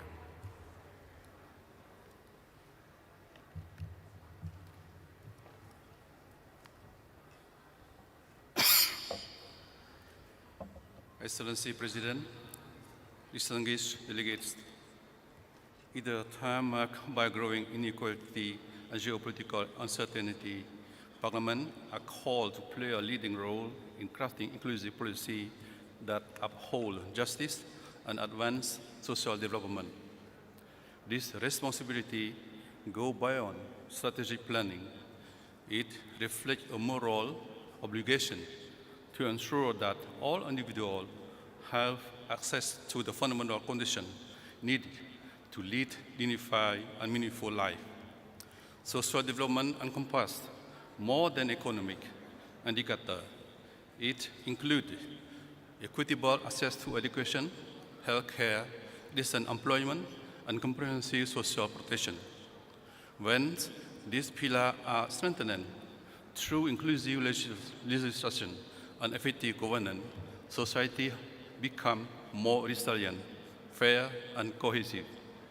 It is through this lens of shared responsibility that Parliament must act not only to respond to today's challenges, but to shape a future grounded in equity and human dignity. As a country that endured more than 2 decades of war, Cambodia understands perhaps more profoundly than most the true value of peace. This painful chapter in our history has only deepened our conviction that without peace, neither social justice nor sustainable development is possible. Motivated by this conviction, Cambodia has consistently joined hands with peace-loving nations to support international peace-building efforts. Since 2006, Cambodia has deployed more than 10,000 of its blue helmets to participate in the United Nations keeping operation across various countries, an enduring testament to our commitment to global solidarity and the pursuit of lasting peace. In addition, Cambodia has the honor to hosting the 11th plenary session of the International Parliament for Tolerance and Peace in November of last year, further reaffirming our dedication to dialogue, mutual understanding, and global cooperation. During this important session, Cambodia introduced the Universal Peace Charter for the people on the planet, an initiative by Samdech Techo Hun Sen, President of the Senate of the Kingdom of Cambodia, as a complementary framework to the United Nations Charter. We are proud that many countries have expressed their support and joined this initiative. Excellency President, distinguished delegates, social development is one of the 3 pillars of sustainable development, alongside economic growth and environmental responsibility.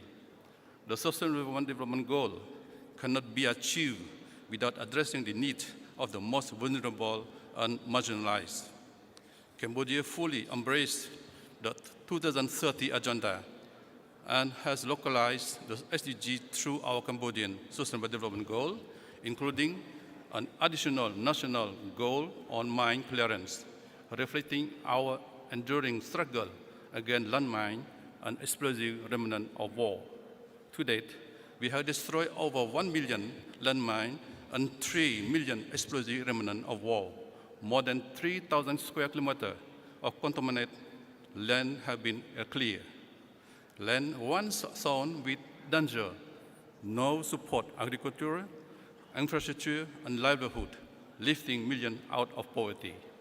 In November 2024, we proudly host the Siem Reap Angkor Summit on Mine-Free World, bringing together delegates from 150 countries.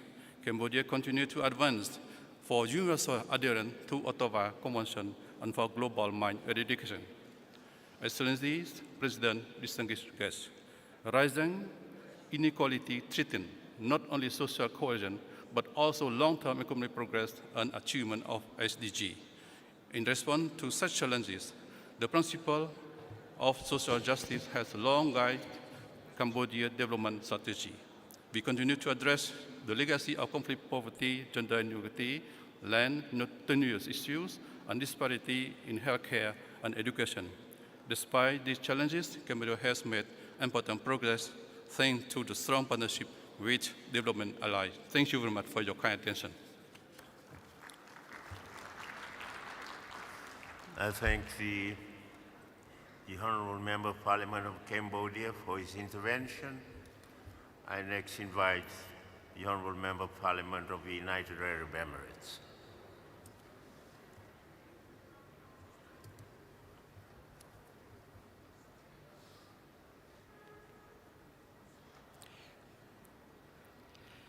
بسم الله الرحمن الرحيم. معالي رئيس الجلسة، أصحاب المعالي والسعادة، الأخوات والأخوة أعضاء البرلمانات، السلام عليكم ورحمة الله وبركاته. يطيب لي أن أعبر عن بالغ الشكر وعظيم التقدير والامتنان لجمهورية أوزبكستان قيادة وشعباً على كرم الضيافة وحسن الاستقبال، وأبارك لهم جميعاً احتضان الاجتماع 150 للاتحاد البرلماني الدولي الذي يمثل ما أنجز من مشاركات على مستوى رؤساء البرلمانات والوفود والأعضاء المشاركين سابقة تسجل إنجازاً لجمهورية أوزبكستان لاحتضان المؤتمرات والمشاركات الدولية. وكذلك أشكر الاتحاد البرلماني الدولي رئيسة وأميناً عاماً وفريقاً أنجز تنظيم هذا الملتقى وسهر عليه واستطاع أن يقدم لنا نموذجاً رائداً في تواصل برلمانات العالم. السيدات والسادة، نلتقي اليوم في إطار شعار يلامس القلوب: العدالة والتنمية الاجتماعية. هذا الشعار جذوره إنسانية، يجمع ولا يفرق، يجعلنا جميعاً نحتفي به ونتطلع لإنجازه، وهو مبدأ سامي لا يمكن أن يتحقق أمن واستقرار ورفاهية وازدهار لأي مجتمع إلا إذا تحققت العدالة فيه، وكان له مساراً خاصاً واضحاً لتحقيق التنمية المجتمعية. ولذلك في دولة الإمارات موضوع العدالة والتنمية الاجتماعية لم يكن خياراً، بل كان ضرورة، ولم يقتصر على تشريعات وقوانين، بل كان ممارسة حية ركزت على خدمة الإنسان، على رفاهيته، على تحقيق تطلعاته وآماله. ولذلك جاءت منظومة متكاملة لخدمة هذا الإنسان من ناحية توفير المسكن الملائم له، توفير الخدمات الشاملة من ناحية الصحة والتعليم، وأيضاً صنع حاضنة لتحقيق آماله وتطلعاته وأحلامه. ولهذا نحن نفخر بالمنجز الإماراتي الذي يعيشه كل زائر للإمارات ويشاهده بنفسه. وهنا بسبب مشاركاتي المتعددة في لقاءات الجمعية العامة للاتحاد البرلماني الدولي، الأخوة والأخوات اختاروا هذا الشعار العدالة والتنمية المجتمعية لأننا عالمياً لدينا مشكلة يجب أن نقر بها وأن نبحث عن الحلول للتعاطي معها. ما يحدث الآن أننا عندما نتحدث عنها نتحدث عن جانب مشرق، ونغفل أن هناك منا من أشقائنا وشقيقاتنا، من أبنائنا وبناتنا، من هم محرومون في مجتمعاتهم من تحقق العدالة أو من وجود التنمية. نتحدث عن عدالة وهناك ملايين الشباب والشابات محرومون من فرص العمل.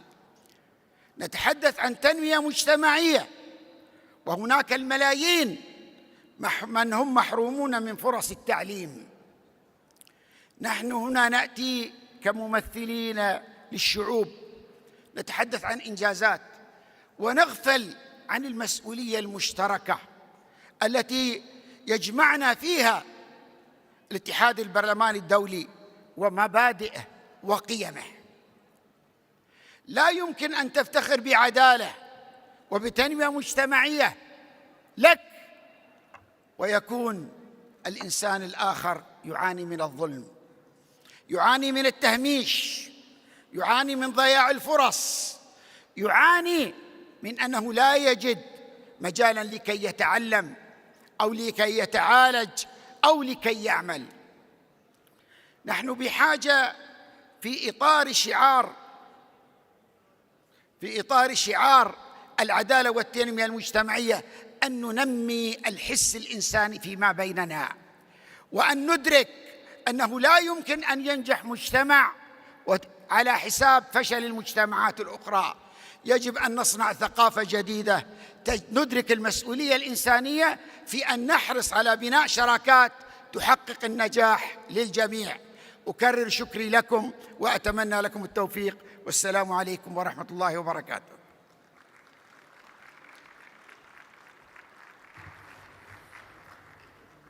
I thank the Honourable Member of Parliament of the United Arab Emirates.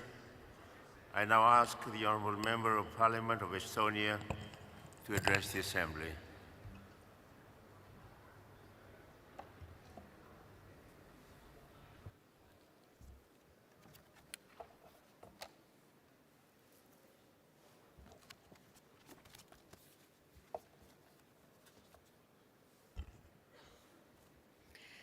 Distinguished Chair, dear colleagues, honourable host, ladies and gentlemen, good morning.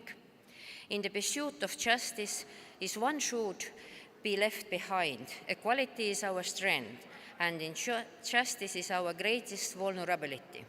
National parliaments hold the power to shape the future everywhere. Creating policies that can uplift the marginalized is our privilege, and to ensure equal opportunity for everybody is our duty. Today, I stand before you to emphasize the importance of our parliamentary work to achieving social development and justice for every citizen, no matter their background, gender, or economic status. One of the great threats in our societies are the deeply rooted inequalities in the communities.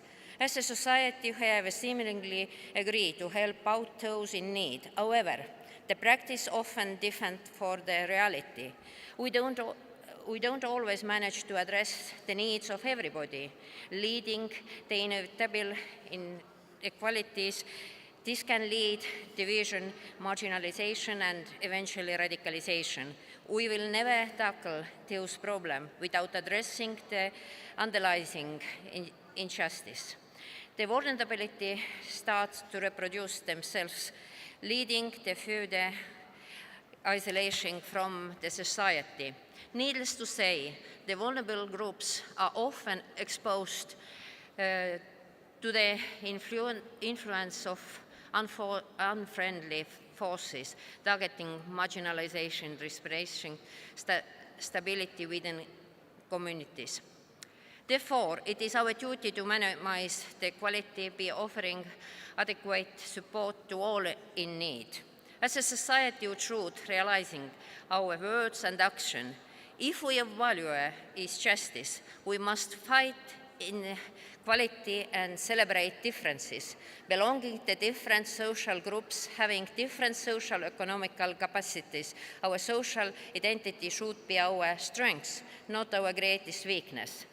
This is where we, the representatives of a nation, must step up. We must be loud and clear, not only in our messages, but also in action every single day. Fundamental freedom can't be questioned or restricted anywhere. We have to adopt a resolution which will take into account the universal right of life, development, education, poverty, and freedom of speech. By creating inclusive societies and fighting injustice, we create a more peaceful world for ourselves and our children. In the time of acute instability, where democracy are crumbling and radicalization is rising everywhere, stability must be our goal. Let us remember that the work of nation parliaments is not about passing laws. It's about shaping the future where stability, justice, and opportunity within reach for all. Through collective action, we have to power to create a society where no one is left behind. But this requires each of us push for change and to ensure that the policies we create reflect our shared value of equality and justice for all.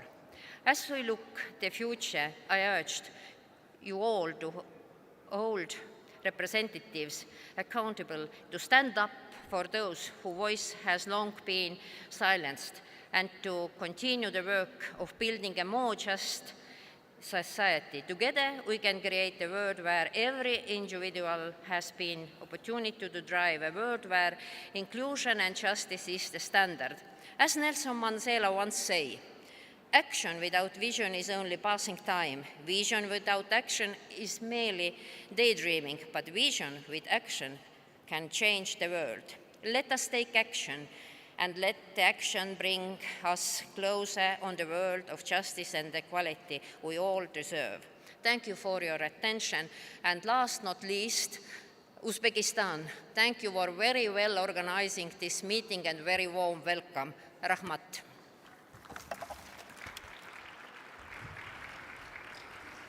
I thank the Honourable Member of Parliament of Estonia for her intervention.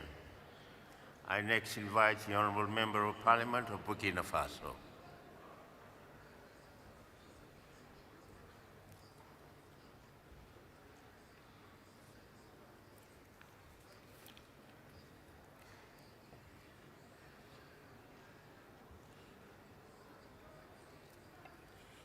Monsieur le Président, distingués délégués parlementaires, Mesdames et Messieurs, permettez-moi avant tout propos de saluer la qualité de l'accueil qui nous a été réservé, ainsi que l'hospitalité généreuse du peuple ouzbek, dont nous découvrons avec plaisir la culture, l'histoire et la chaleur humaine. Je voudrais également vous transmettre les chaleureuses salutations de Dr Ousmane Bougman, président de l'Assemblée législative de transition du Burkina Faso. Distingués collègues, Mesdames et Messieurs, cette Assemblée générale de l'UIP, la 150e du genre, nous réunit autour du thème « L'action parlementaire en faveur du développement social et de la justice sociale ». Ainsi, l'UIP nous invite à porter la réflexion sur les thématiques telles que l'éradication de la pauvreté, la promotion du travail décent, l'encouragement de l'inclusion sociale et le renforcement de la participation des groupes marginalisés à la prise de décision. En effet, alors que nos sociétés progressent technologiquement, qu'elles innovent, qu'elles communiquent plus vite que jamais, une question demeure. Pourquoi tant d'inégalités subsistent-elles encore? Pourquoi des millions d'hommes, de femmes et d'enfants vivent-ils dans la précarité, l'exclusion, la marginalisation? Cette situation est la résultante des politiques qui ont trop souvent privilégié la croissance économique au détriment du progrès humain. Des décisions qui ont renforcé les privilèges au lieu d'élargir les droits. Des discours qui promettaient l'égalité, mais qui oubliaient la solidarité. Le développement social ne peut pas se résumer à la seule amélioration des indicateurs économiques. Il doit se traduire par un accès réel et égalitaire à l'éducation, à la santé, au logement, à l'emploi, à la culture. Et surtout, il doit s'accompagner d'une volonté de réduire les inégalités structurelles, celles qui touchent les plus vulnérables. La justice sociale, quant à elle, doit être un pilier de nos politiques publiques. Elle suppose une répartition équitable des ressources, une reconnaissance des diversités, une lutte ferme contre toutes les formes de discrimination. Chers collègues, Mesdames et Messieurs, le développement social, la justice sociale ont besoin d'un terreau fertile pour se développer, notamment la paix et la stabilité. C'est ce défi qui s'impose à mon pays aujourd'hui, malgré un contexte difficile marqué par la lutte contre le terrorisme qui lui a été imposé. Le Burkina Faso, sous le leadership de son président, le capitaine Ibrahim Traoré, et de concert avec les pays de l'Alliance du Sahel AIS, s'évertue à prendre des mesures sociales marquées par des réformes fiscales progressives, des aires sociales ciblées et des investissements dans les services publics, la réduction des inégalités d'accès à l'école et aux soins de qualité avec un accent particulier sur la santé de la mère et l'enfant et l'opérationnalisation de l'assurance santé universelle, des programmes d'inclusion sociale des jeunes par une réforme de l'éducation. C'est à ce titre que l'Assemblée législative de transition joue sa partition à travers l'adoption des lois et le contrôle des politiques publiques, notamment dans le domaine du développement social et de la justice sociale. Ainsi, le gouvernement du Burkina Faso, sous le contrôle du Parlement, multiplie les efforts pour permettre à tout Burkinabé de vivre tout simplement dans la dignité. Chers parlementaires, en ce moment solennel, nous devons prendre l'engagement d'œuvrer ensemble pour un monde meilleur, empreint de paix, de justice, de respect de la souveraineté et partant de la vie humaine. Je vous remercie.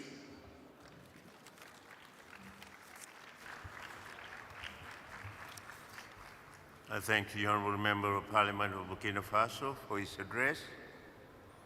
I next invite the Honourable Member of Parliament of Portugal to address the Assembly.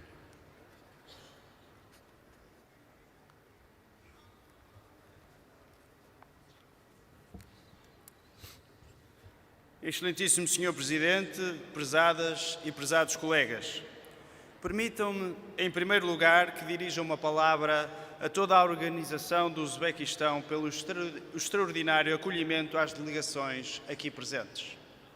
É um privilégio estar aqui hoje para discutir um tema de extrema relevância para o futuro das nossas sociedades, a ação parlamentar para o desenvolvimento social e a justiça. Porém, antes de começarmos qualquer discussão sobre políticas públicas e desenvolvimento sustentável, é crucial reconhecer um ponto fundamental.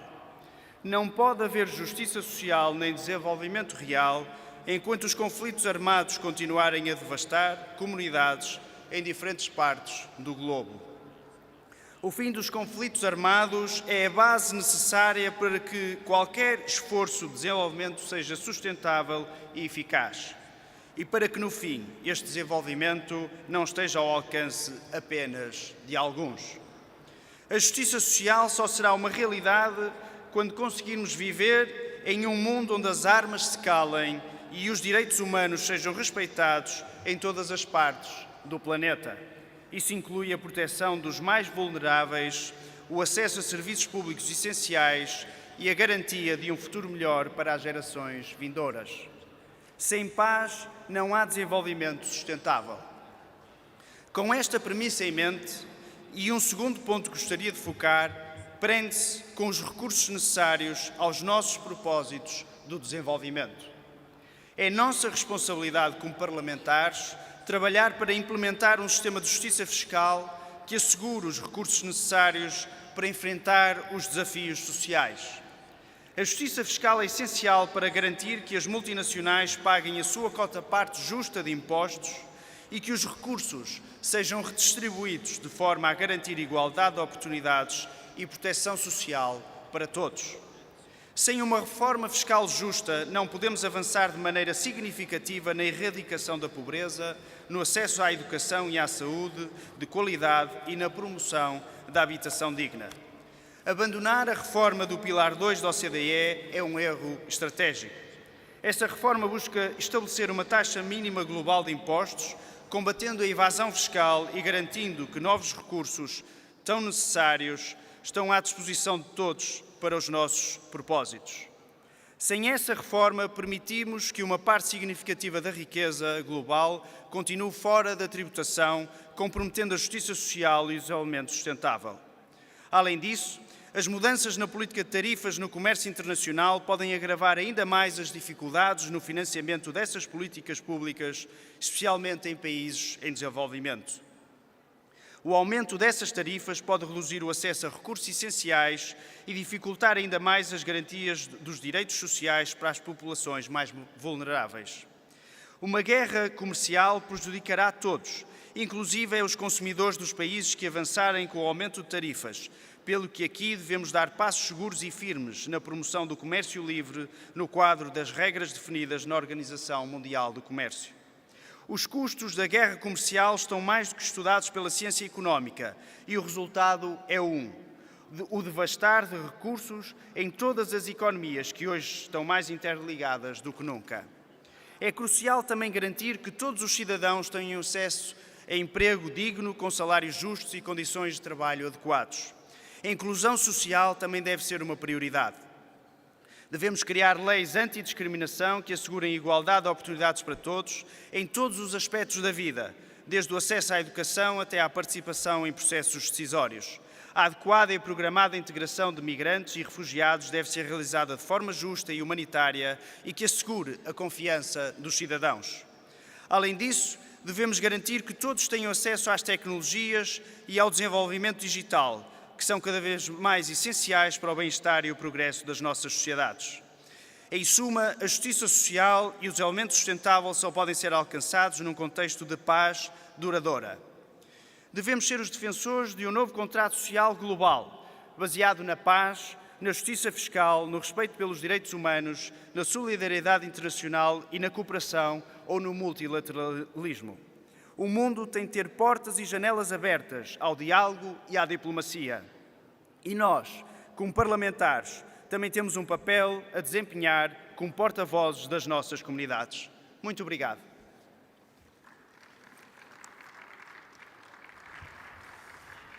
I thank the Honourable Member of Parliament of Portugal for his address. I now invite the Honourable Member of Parliament of Uruguay to deliver his address.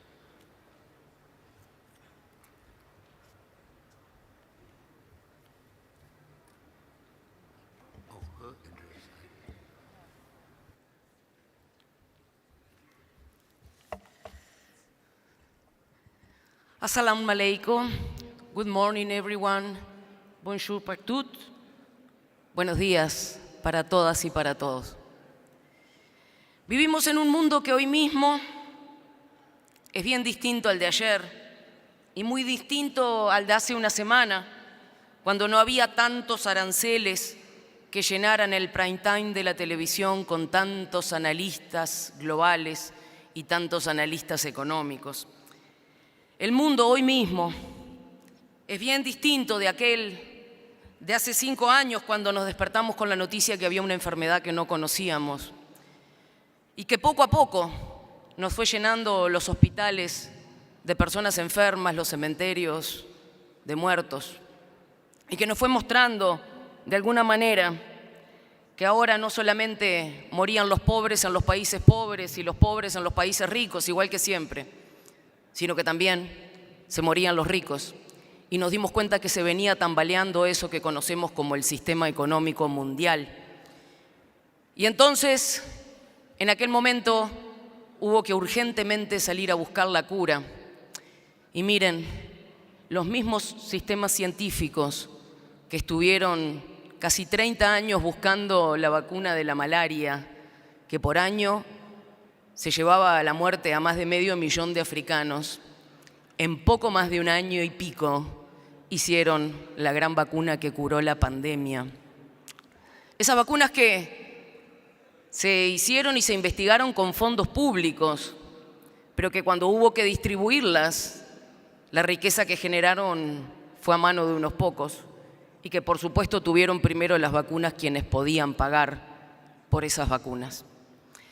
La muerte, en su condición más democrática, nos abrió los ojos en aquel momento tan crudo que todos vivimos. Hay una palabra que define esta situación y la que vivimos hoy, en este tiempo y en este mundo que hoy nos toca vivir, y esa palabra es desigualdad. Las cifras demográficas dicen que en este mundo somos unos 8.000 millones de personas, y nos dice también que con todas esas cifras demográficas podemos hacer una especie de ser humano promedio, que si miramos hoy su esperanza de vida, tendría unos 31 años. Pero si miramos a esa persona según su lugar de nacimiento, si esa persona naciera en África, ese promedio serían unos 20 años, pero si naciera, por ejemplo, en algún lugar de Europa como en Italia, tendría 45 años. Eso es la desigualdad, en una estadística que le llamamos esperanza de vida y que es bien distinta según el lugar donde nos toca nacer. Según los datos del 2020, si alguien nace en Norteamérica, por ejemplo, vive en promedio hasta los 79 años, pero alguien que nace en África viviría hasta los 59 hoy. Un tercio de vida menos uno que el otro, solamente por haber nacido en lugares distintos de este mundo. Y la esperanza de vida tiene mucho que ver con eso que le llamamos protección social, con eso que llamamos desarrollo sostenible, con eso que llamamos vida digna. Ninguna de todas esas cosas es ni más ni menos que lo contrario a la desigualdad. No hay protección social que aguante si la desigualdad sigue creciendo. No hay desarrollo sostenible si la desigualdad sigue creciendo. No hay vida digna si la desigualdad sigue creciendo. O sea, no hay otra cuestión más que hacer que enfrentar la desigualdad. Miren, hoy, la fortuna combinada de los 10 individuos más ricos del mundo es aproximadamente 30 veces mayor que el Producto Interno Bruto de los 10 países más pobres miembros de la Unión Interparlamentaria. Algunos pueden decir, es su dinero, se lo ganaron y tienen derecho a tenerlo, pero ¿en qué reglas lo ganaron? ¿No será hora de revisar esas reglas? A la revisión de esas reglas hoy le hemos puesto el nombre de nuevo Pacto Social, donde los parlamentos tienen mucho que ver y tienen mucho que ver en la promoción del debate público, que incluyan en el espacio público de debate a quienes no están, que regulen la acumulación de la riqueza y que no reproduzcan lo que hoy son las desigualdades en el poder. El nuevo Pacto Social Mundial debe comprender desde lo más profundo que la desigualdad es la causa, no la consecuencia de la justicia social. Muchas gracias.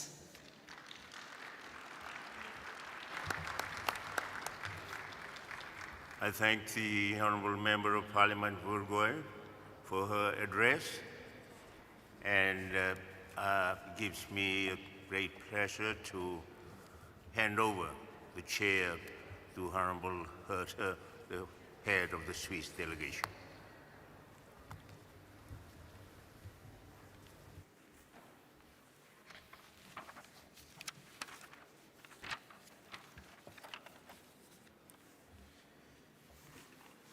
Your Excellency, Madam President of the Inter-Parliamentary Union, Excellencies, Speakers of Inter-Parliamentary Assemblies, Honourable Members of Parliament, distinguished guests, ladies and gentlemen, it is with profound sense of honour and responsibility that I address this distinguished assembly which embodies aspiration of nations across the world. On behalf of the Parliament of the Economic Committee of West African State, ECOWAS, and the 400 million people we represent, I extend our sincere gratitude to the Inter-Parliamentary Union for organizing 158th Assembly.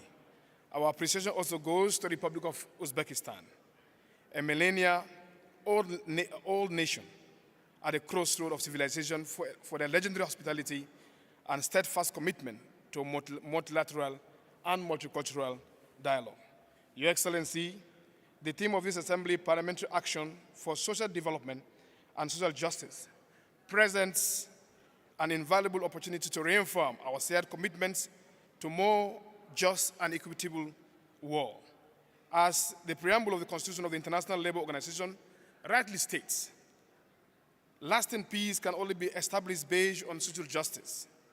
These guiding principles shapes our efforts within the ECOWAS and where the challenges of social development and socio-economic disparities demand for a bold and collective response. Honourable colleagues, West Africa is an immense cultural wealth and human potential, continues to grapple with structural challenges including pervasive poverty, unequal access to education and healthcare, youth unemployment, food insecurity, and devastating effect of climate change.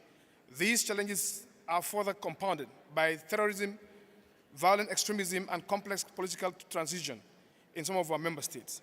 To address these pressing issues, our parliamentary action is anchored on three fundamental pillars: inclusive legislation, strengthen regional cooperation, and substantive investment in human capital. First, on inclusive legislation must be a cornerstone of a pursuit of social justice.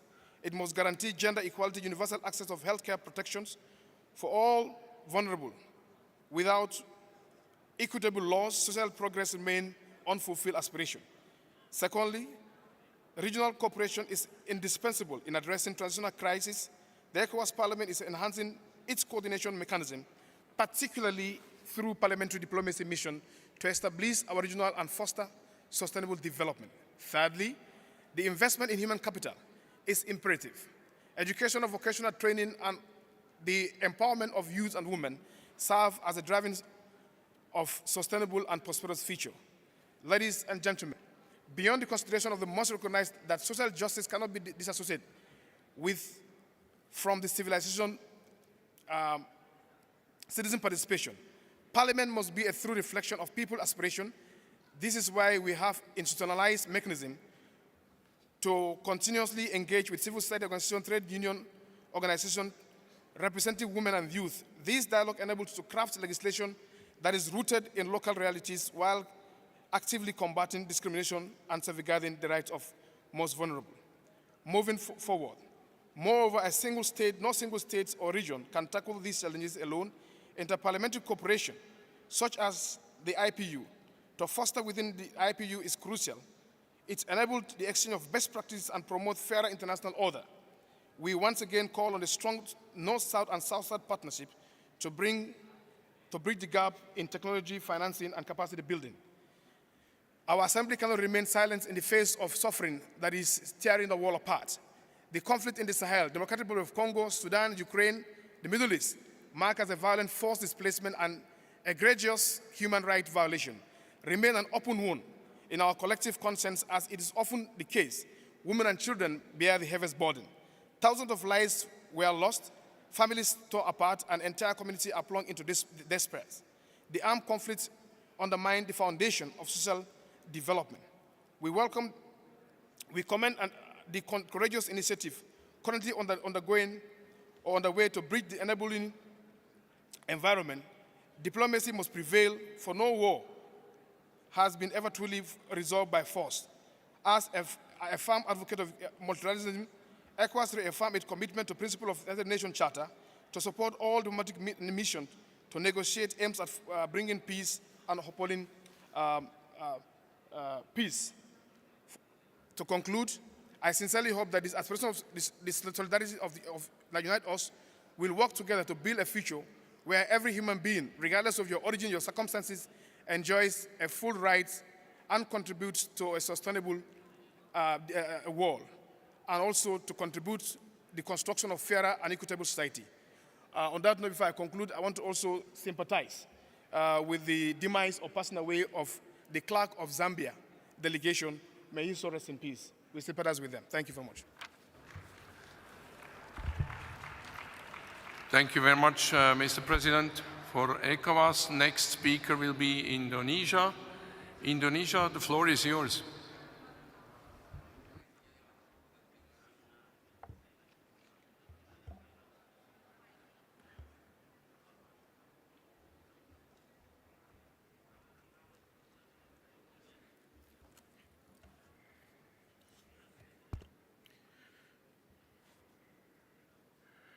Assalamualaikum warahmatullahi wabarakatuh. May peace be upon us all. All protocols observed. Distinguished delegates, let me start by extending my gratitude for the Oli Majlis of Uzbekistan, together with the Inter-Parliamentary Union, who have constantly worked for the success of the IPU General Assembly. Distinguished delegates, it has been 3 decades since the first World Summit for Social Development in 1995. This summit places people-centered development as a guiding principle. Achieving social development, especially within the context of the SDG, is increasingly difficult due to the multiple challenges that have disproportionately impacted marginalized populations, women, children, and vulnerable populations. The UN report that at its current trajectory, only 17% of the SDG targets is on track to be achieved by 2030. Wars, geopolitical conflicts digress the SDGs achievements by more than 5% on average. This highlights the roles of Parliament to establish a comprehensive regulatory framework that promotes investment in sustainable and inclusive sectors, such as education, healthcare, employment, and empowerment of youth, women, and children. And it is imperative that our laws not only address inequalities, but also address the systemic barriers that prevent certain groups from accessing opportunities and equal representation for all. Honorable delegates, ladies and gentlemen, international collaboration has never been more urgent, especially when development can only take place in a context of a peaceful environment. Parliamentary diplomacy should be employed as a tool to strengthen and reform the international system. The UN, alongside the IPU, shall be impartial and come up with concrete resolutions to end violence, uphold justice based on international law, and create sustainable peace in Myanmar, Palestine, and other parts of the world. Lastly, as parliamentarians, we are not only elected to govern, we are primarily elected to serve, to ensure that the people's voices are heard, requirements are met, and their rights respected. Thank you.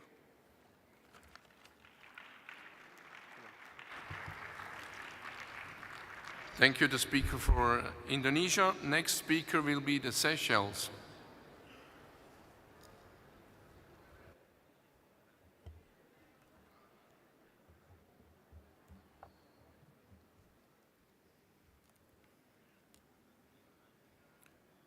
Mr. President, all glory be to God the Almighty for His grace and favor upon us. It is with sadness on behalf of the Seychelles delegation that I extend our condolences and sympathy to the Right Honorable Speaker Muti of Zambia and delegation from the death of their clerk last night. We, the African whole family of IPU, stand by you at this moment of mourning. On behalf of the Seychelles delegation, I would like also to convey our sincere gratitude to the government and people of Uzbekistan for the warm hospitality given to us and the IPU family. I congratulate the Uzbekistan Parliamentary Organization team for the smooth running of the 150th IPU Assembly. Mr. President, the World Meteorological Organization has confirmed that 2024 was the warmest year on planet Earth on record. Global temperature has surpassed the 1.5 degrees Celsius pre-industrial level based on 6 international data sets. This trend goes beyond to what we agreed in the long-term temperature goals of the Paris Agreements, amongst others. This will have an exponential impact on social development and justice, which is the core subject of the general debate as we meet. It further exacerbates the peace and security aspects of the Agenda 2030 for Sustainable Development Goals. A global plan of 17 goals aiming to create a just and sustainable world by 2030. It is a plan of action for people, planet, and prosperity, strengthening universal peace, freedom, partnership, to also address the human rights of all and the balance of gender equality. Globally now, at the halfway point, only 70% of the SDGs are on track for various reasons, such as global pandemics, conflict and wars, economic slowdown, effects of climate change. A new social contract based on human rights between the government and the people can only get better if individuals and societies take individual and collective ownerships and responsibilities of national and global challenges. I put emphasis on ownership and responsibility, which are critical for ensuring the process leading to sustainable development and social justice, a slogan that parliamentary proactive advocacy should be based on. Policies alone without appropriate sets of laws will hinder progress, another area where parliamentary actions are called upon. The National Assembly of Seychelles, apart from the oversight role of the Public Accounts and Finance Committee, chaired by the Leader of the Opposition, we also have an Assurance Committee chaired by the Opposition. Its principal role is to ensure that the commitments made in plenary during public hearings by the ministers, the executive is taken to task to deliver.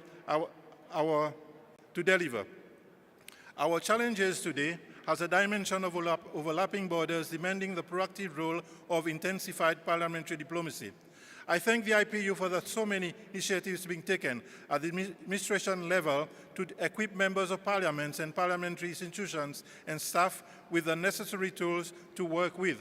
Such tools is the recent creation of the joint meeting of heads of geopolitical groups, heads of standing committees, and other bodies of IPU to assess, brainstorm, and give ideas of how IPU as a global parliamentary organization can do better. To that, we look forward to the outcome of the new IPU strategy. This initiative should look at how emergency items are being dealt with and whether there is a need to further amend the rules to accommodate IPU to better respond to the challenges of today in this modern age compared to 150 years ago. Cognizant that year 2024 has been declared as the hottest year, the average global temperature surpasses the 1.5 degrees pre-industrial level. Scientists have also warned us of the effects of rising heat to human lives and the loss of biodiversity and damage to our ecosystem. Let us use our time, energy, and thoughts to take action with precision, bearing in mind that everything is possible, but are they all beneficial at the end of the day? Knowing full well that the elephant in the room is the need for the reform in the Security Council to give more impetus to parliamentary diplomacy and action. In conclusion, I would like to thank all our foreign friends of Seychelles and international organizations for all the support given to us. May God's blessing be upon you. Thank you for the understanding what the global warming surpassing 1.5 degrees and rising will have on lives on the planet Earth. Thank you, Rahmat. Thank you to the Speaker of the Seychelles. Next speaker will be from Somalia. Somalia, the floor is yours.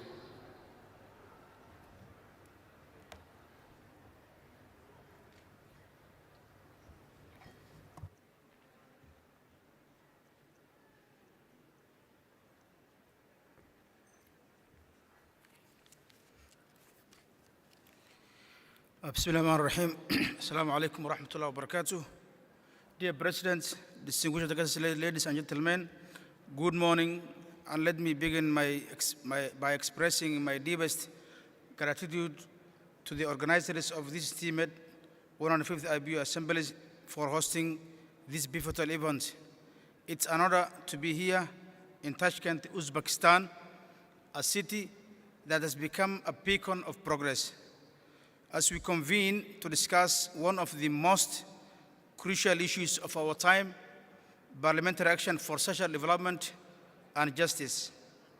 As the Deputy Speaker of the Federal Parliament of Somalia, I stand before you today representing the Somali people, a nation that has experienced its fair share of challenges, but continues to rise with resilience, hope, and an unwavering commitment to achieving social justice and development. Dear President, in Somalia, social development and justice are central to the national agenda, addressing challenges such as terrorism, poverty, displacement, and climate change. Our Parliament has made significant progress toward ensuring all citizens have access to equality, dignity, and opportunity, recognizing that social development cannot be achieved without justice. The Parliament believes that justice is the foundation of peace, which in turn fosters development. True development can only thrive in societies free from injustice, inequality, and discrimination. Dear President, ladies and gentlemen, we believe that parliaments play a crucial role in achieving development and justice by not only legislating laws, but also listening to citizens, advocating for their needs, and ensuring policies and laws are enacted transparently, equitably, and inclusively. In Somalia, the Parliament has focused on creating laws to address the needs of marginalized people, including women, youth, and displaced populations. Additionally, significant steps have been taken to combat corruption, promote good governance, and ensure equitable resource allocation, particularly in vulnerable people. These efforts are vital for building a fair and empowered society in Somalia. Dear President, we believe that parliaments play a critical role in achieving social justice and development by enacting laws, creating policies, and influencing public discourse. Dear President, to promote employment and economic justice, Somalia is committed to policies that address the needs of its poorest communities through programs focused on sustainable livelihoods, job creation, and poverty reduction. The government aims to build an inclusive economy for all Somalis, inequalities. Dear President, Somalia's parliament is committed to international collaboration, recognizing that social development and justice are global concerns. Somalia is one of the most vulnerable countries to climate change, has made environmental justice a priority. The Somali Parliament has approved the Environmental Protection and Management Law aimed at protecting the environment, promoting sustainable agricultural practices, and building resilience to climate change impacts. Challenges like climate change, armed conflict, health crisis, and economic instability require collective action and cooperation. Somalia has been an active participant in international efforts to achieve the Sustainable Development Goals, SDGs, and remains dedicated to principles of international justice and solidarity. As the nation continues to rebuild, Somalia's federal parliament reaffirms its commitment to work relentlessly with global partners to promote social justice and development and equality for all citizens, ensuring the protection of rights and dignities. In a call to action at the 105th IPU Assembly, Somalia acknowledges its progress while recognizing the need for continued effort. The Somali Parliament urges collective commitment to strengthening global parliamentary action for social development and justice. I thank you all. Thank you to the Speaker of Somalia. Next speaker, please, San Marino. San Marino, you have the floor.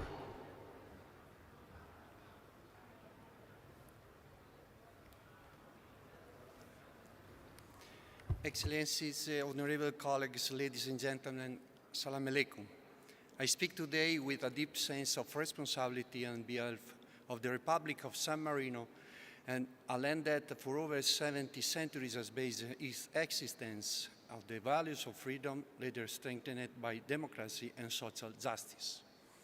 Our presence in this assembly witnesses a comment that goes beyond the borders of our small republic. The reason is that social justice, fair development, or people's dignity are not only the aspiration of a few, but universal rights which belong to all humanity.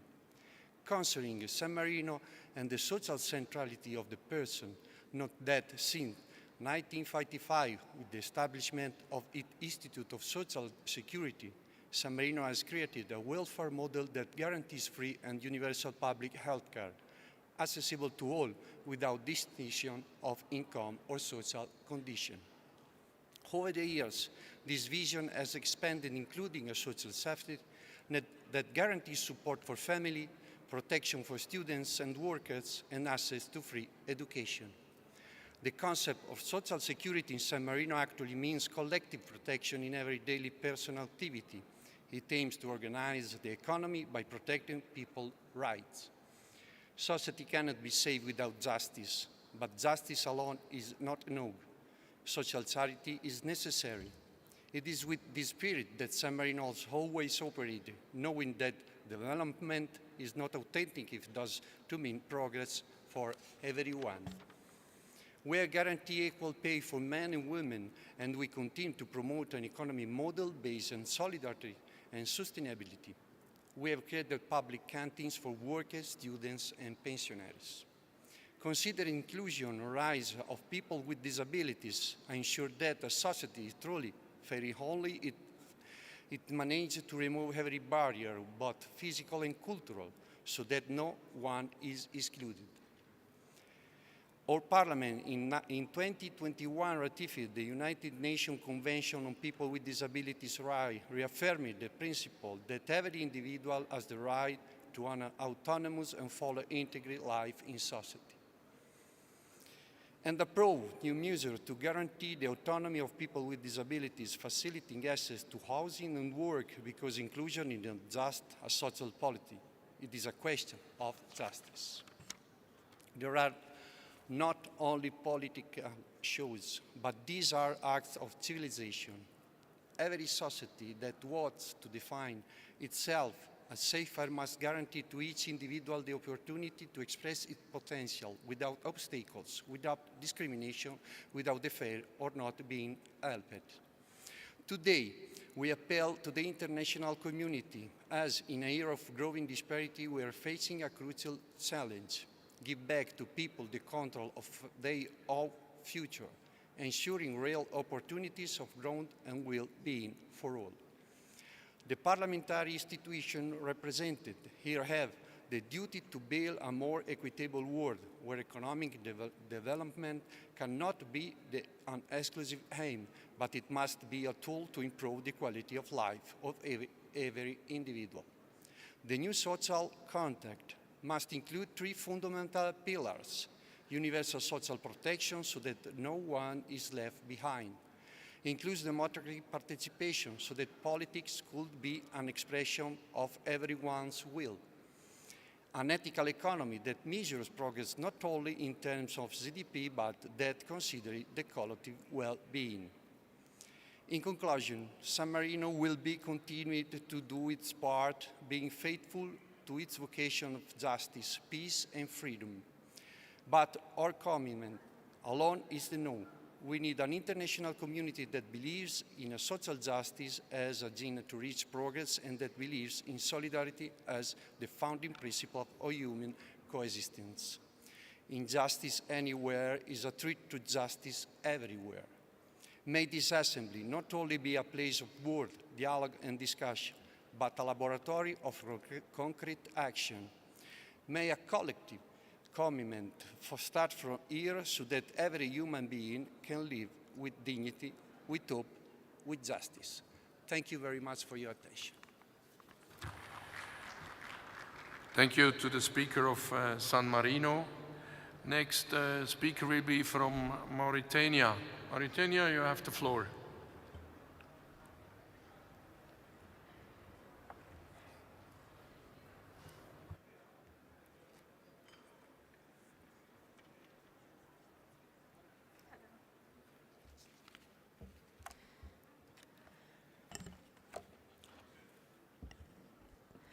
بسم الله الرحمن الرحيم والصلاة والسلام على رسول الله.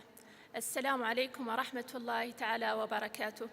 أيها الحضور الكريم، جئتكم من 6000 ميل من بلد مليوني المساحة، متعدد الثقافات، متنوع الثروات، انغرس جغرافياً في خاصرة إفريقيا ليشكل نقطة وصل بين عربها وزنجها. يتشكل اجتماعياً من ألوان الطين، ففينا كل ملامح الإنسان وألوانه. امتزجت فيه ثقافات هاجرت إليه، يتحدثون بألسنة شتى ويتعايشون على أرض سخية ووفية لأهلها. السيد الرئيس، السادة أعضاء البرلمان الدولي، أصحاب السعادة، أشكر دولة أوزبكستان على كرم الضيافة وحسن التنظيم والاستقبال وطيبة شعبها. سيداتي سادتي، إننا في موريتانيا بذلنا جهوداً كبيرة من أجل إرساء دعائم التنمية الاجتماعية، خاصة في السنوات الأخيرة منذ تولي فخامة الرئيس السيد محمد الشيخ الغزواني للسلطة. وأطلقنا مشاريع كبيرة تهدف إلى تحقيق توازن بين النمو الاقتصادي وضمان الإنصاف الاجتماعي، وكذلك إصدار قرارات وقوانين تضمن تقليص الفوارق الطبقية من خلال ضمان تكافؤ الفرص في إجبارية التعليم ومجانية الصحة. ونواجه تحديات جمة في هذا السياق لأسباب عديدة يضيق المجال عن ذكرها، ومع ذلك نؤمن أن العدالة الاجتماعية ليست شعاراً سياسياً بل التزاماً أخلاقي وواجب وطني وإنساني لا يتحقق إلا بوجود مؤسسات قوية في طليعتها البرلمانات التي يجب أن تظل يقظة وقريبة من المواطن ومؤهلة مادياً ومعنوياً للعب دور الرقابة والمؤازرة.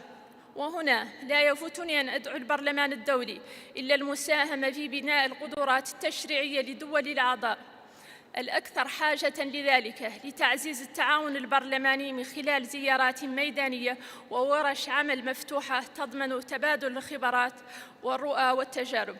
أيها الجمع الكريم، يعد تمكين المرأة من صناعة القرارات السياسية هدفاً سامياً للنساء في العالم، وقد قطعت موريتانيا في هذا الصدد خطوات معتبرة من خلال فرض نظام الكوتا في البرلمان ومجالس المحلية، والذي مكن من تمثيل النساء بنسب تتجاوز 36 في المجالس المحلية وأكثر من 23% في البرلمان و21% من أعضاء الحكومة.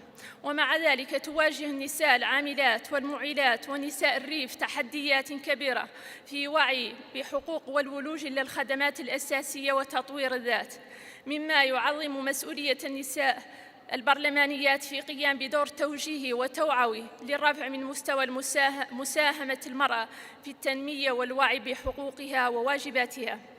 أيها الحضور الكريم، لا تخفى عليكم مخاطر الجمة التي تهدد كوكبنا والتي تعد مسؤوليتنا جميعاً وخطراً محدقاً يستوجب منا اتخاذ خطوات جادة وفعالة ودائمة لتخفيف من مخاطر الممثلة في ارتفاع درجات الحرارة ونقص في المياه، مما يستوجب التزاماً سياسياً حقيقياً بالتسريع إلى تحول إلى الطاقة المتجددة. وفي هذا السياق تبذل موريتانيا جهوداً كبيرة في مجال الطاقة البديلة، وتتطلع من خلال مشاريع طموحة إلى إنتاج كميات كبيرة من الهيدروجين الأخضر تمكنها من مساهمة في إنعاش رئة العالم. أيها الحضور الكريم، أدعوكم باسم الإنسانية إلى تشكيل لجنة خاصة لمتابعة الحلول السريعة لتخفيف من ملوثات الفائقة وحماية مستقبل كوكبنا، والتي خلص إليها المجتمعون في مؤتمر أطراف في قمة البرازيل في مارس المنصرم. سيداتي وسادتي، أخيراً وليس آخراً، إن حرب الإبادة التي يتعرض لها الإنسان الفلسطيني منذ أكثر من عام على مرأى ومسمع من العالم المتحضر هي وصمة عار في جبين البشرية وموت لضمير الإنسانية. ومن المؤسف حقاً ما حدث بالأمس من إسقاط البند الطارئ التي قدمته المجموعة العربية والإفريقية. كان يجب على ممثلي شعوب العالم الذين صوتوا ضده أن يحكموا ضمائرهم من مجازر الكيان الصهيوني. أيها الحضور الكريم، لقد قتل الاحتلال الصهيوني أكثر من 20,000 طفلاً بينهم مئات الرضع، وشرد مئات الآلاف، وأنهى وجود قرى كانت قائمة بأهلها وبيوتها ومستشفياتها وطرقها وأسواقها. إن بشاعة الجرائم في غزة تفوق كل تصور، وما يجب الآن هو السعي الحثيث لإيقاف جرائم الإبادة ومحاسبة المسؤولين عنها ومحاصرتهم دولياً. وهي مسؤوليتنا جميعاً كنواب أن نتخذ خطوات منظمة ومدروسة تفضي إلى الضغط الدولي لإيقاف نزيف الدم الحاصل في فلسطين. أيها الحضور الكريم، يعد الصراع في فلسطين واحد من أكثر المحن الإنسانية والنكبات التي تستدعي تدخلاً دولياً وتفرض علينا كبرلمانيين تقديم رؤانا وطرح حلول قابلة للتنفيذ طبقاً للمواثيق الدولية والمرجعية. ويعد حل الدولتين خياراً استراتيجياً لاقى تأييداً دولياً واسعاً، ومع ذلك ما زال يصطدم بمعوقات كبيرة حالت دون تنزيله. Madam Najem, can you وهنا conclude, ربما من please? الأنسب وضع سؤال حول ما يمكن للبرلمان الدولي تقديمه للدفع نحو حل الدولتين كخيار لإنهاء الصراع على الأرض الفلسطينية في المرحلة الراهنة. أعتقد أنه أولاً يستدعي اتخاذ موقف جدي لإيقاف حرب الإبادة التي يتعرض لها الفلسطينيون في قطاع غزة وما يحدث من إعادة احتلالها بوصفها منطقة محررة ومدرجة ضمن أراضي ما قبل 67 متفق عليها ضمن الدولة الفلسطينية. ثانياً وقف الاستيطان الذي يلتهم الأرض الفلسطينية ويقطع أوصال الضفة الغربية مع ما يمثل ذلك من صعوبة في ترسيم الحدود. دعم حق اللاجئين في العودة إلى أرضهم وفقاً لمادة 11 من قرار الأمم 194.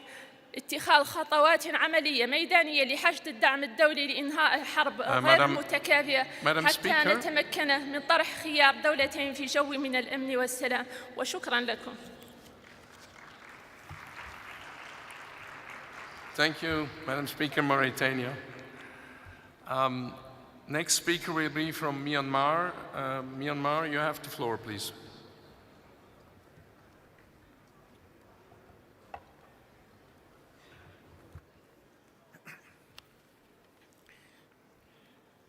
Dear President, colleagues, members of IPU family, it is an honor to address this great gathering. 2025 is a challenging year, both for Myanmar and elsewhere in the world.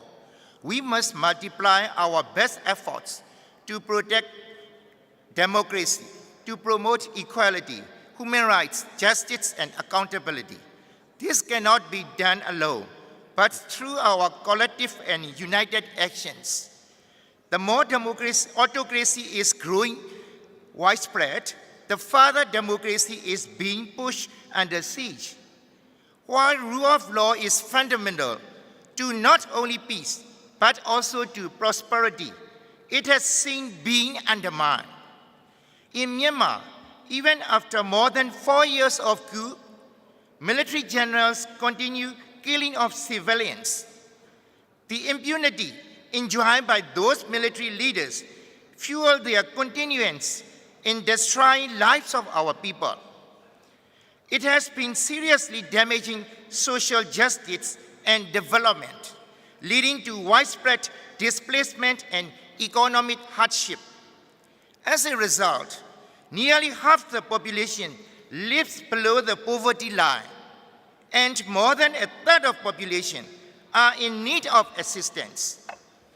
Making the situation worse, the 7.7 magnitude earthquake struck Myanmar on March 28. The country has just faced another devastating disaster with an ongoing disaster. Nearly 3,500 people were reportedly killed and nearly 5,000 people injured. Many survivors are left without shelters, food, water, and medical care. They are in urgent humanitarian needs. In the face of this tragedy, the National Unity Government, NUG, and ethnic resistance organizations, EROs, declare a ceasefire to allow emergency aid reach to affected areas. Meanwhile, the military junta continues its violence, launching 63 airstrikes across the 30 townships in just 1 week, targeting civilians across the country, even in the areas where the earthquake hit hardest. Although the military junta announced a temporary ceasefire 6 days later, they never stopped airstrikes. When they do not bother trying an adequate emergency response, unnecessary efforts are made to obstruct aid and rescue help. There are serious concerns that international humanitarian funding must be controlled by military and diverted to fuel further military violence. We cannot let this happen.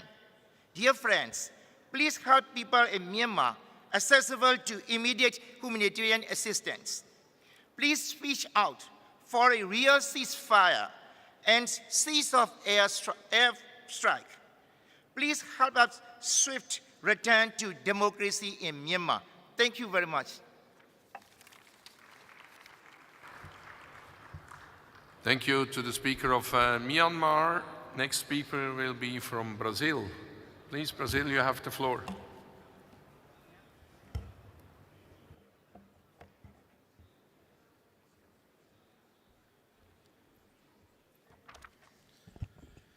Mr. President, dear colleagues, senhoras e senhores, é uma honra estar presente à 150ª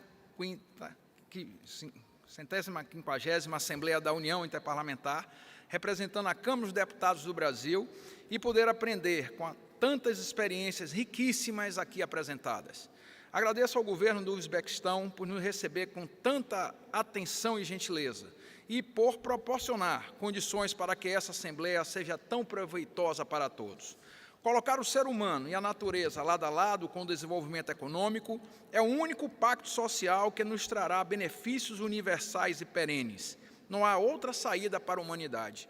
Como deputado, penso que o Parlamento é o lugar ideal para que a sociedade discuta e aprove as medidas necessárias para que isso se torne cada vez mais real. O desenvolvimento deve caminhar lado a lado com a justiça social e ambiental. E nossa atuação como parlamentares é fundamental para o sucesso desse trabalho. Senhoras e senhores, gostaria de destacar e trazer um panorama geral sobre as mais recentes contribuições do Congresso Nacional do Brasil nessa área. São projetos e ações que criam ferramentas para que o ser humano e suas necessidades sejam a prioridade número 1. Na área educacional, aprovamos em 2024 a chamada Lei do Pé de Meia, que prevê incentivo financeiro a estudantes do ensino médio público. O nome faz alusão ao antigo costume popular de guardar o dinheiro economizado em uma meia para uso posterior. A finalidade é a mesma, porém usando um meio mais moderno que a conta bancária. Os estudantes que atingirem uma certa frequência mínima mensal recebem um valor que somente poderá ser resgatado ao se graduarem. É uma maneira de o governo garantir que os jovens continuem estudando e que tenham recursos ao final do curso para ingressarem em uma universidade ou mesmo começar um negócio. Aprovamos também a Política Nacional de Assistência Estudantil, que prevê uma série de benefícios para estudantes de universidades e instituições de ensinos federais. O programa inclui diversas iniciativas em áreas como bolsas de estudo, moradia estudantil, transporte e alimentação, com o objetivo de garantir que alunos de baixa renda não desistam de seus cursos universitários. Também está em discussão a renovação e ampliação da Política Nacional de Reserva de Postos de Trabalho no setor público para minorias. Trata-se de uma importante iniciativa para democratizar do acesso a empregos públicos para setores historicamente marginalizados no país. Gostaria de citar também o programa Acredita no Primeiro Passo, aprovado no Congresso Nacional e que visa promover a inclusão socioeconômica de pessoas de baixa renda por meio de qualificação profissional, de acesso ao microcrédito e de apoio ao empreendedorismo. O programa foi lançado no ano de 2024 e já beneficiou mais de 68 mil pessoas, totalizando mais de R$1,5 bilhão em operação de crédito. A prioridade são mulheres, jovens, negros, membros de populações tradicionais e pessoas com deficiência, buscando garantir sua integração ao mercado de trabalho. Todas essas iniciativas são pilares fundamentais para a estratégia de desenvolvimento social do Brasil. Sem elas, dificilmente o país conseguirá alavancar seu crescimento e atingir o desenvolvimento sustentável pleno. Para finalizar, gostaria de mencionar duas iniciativas especialmente importantes, por garantir bases sólidas sobre as quais as políticas sociais possam florescer e gerar frutos. Elas são o que se poderia chamar de políticas fiscais para a redução da desigualdade. A primeira é a criação do chamado arcabouço fiscal. Trata-se de um conjunto de normas e regras que orienta a política fiscal do governo, com o objetivo de controlar gastos e receitas, gerir o endividamento público e garantir a sustentabilidade das contas públicas. Tive a honra de ser o relator dessa proposta na Câmara dos Deputados e penso que foi uma grande vitória da sociedade brasileira. A responsabilidade fiscal é a única saída para que tenhamos condições econômicas de investir em ações como as que mencionei ao longo do meu pronunciamento. A segunda iniciativa é a reforma tributária, aprovada em 2024 no Legislativo, depois de décadas de discussões. Tributos complexos e sobrepostos foram substituídos por um imposto sobre valor agregado, que tende a acabar com distorções e incentivar o crescimento econômico. Aumentamos a carga tributária sobre produtos de luxo e supérfluos e diminuímos sobre itens essenciais, beneficiando diretamente as camadas menos favoráveis da sociedade. Por fim, estabelecemos regras para a arrecadação municipal e estadual, evitando uma escalada de guerra fiscal entre os entes da federação. Em resumo, ao tornar a tributação mais justa e eficiente, a reforma reduz desigualdades e estimula o crescimento econômico sustentável. Senhoras e senhores, reformas estruturais como essas criam sustentação econômica para qualquer país e são fundamentais para viabilizar iniciativas em desenvolvimento social. Essa é a única maneira de fazer com que as pessoas recuperem o controle do desenvolvimento e exerçam protagonismo na definição de seu destino e de seus países. Agradeço a oportunidade, muito obrigado. Thank you, Brazil. Next speaker will be from the Asian Parliamentary Assembly. Please, you have the floor.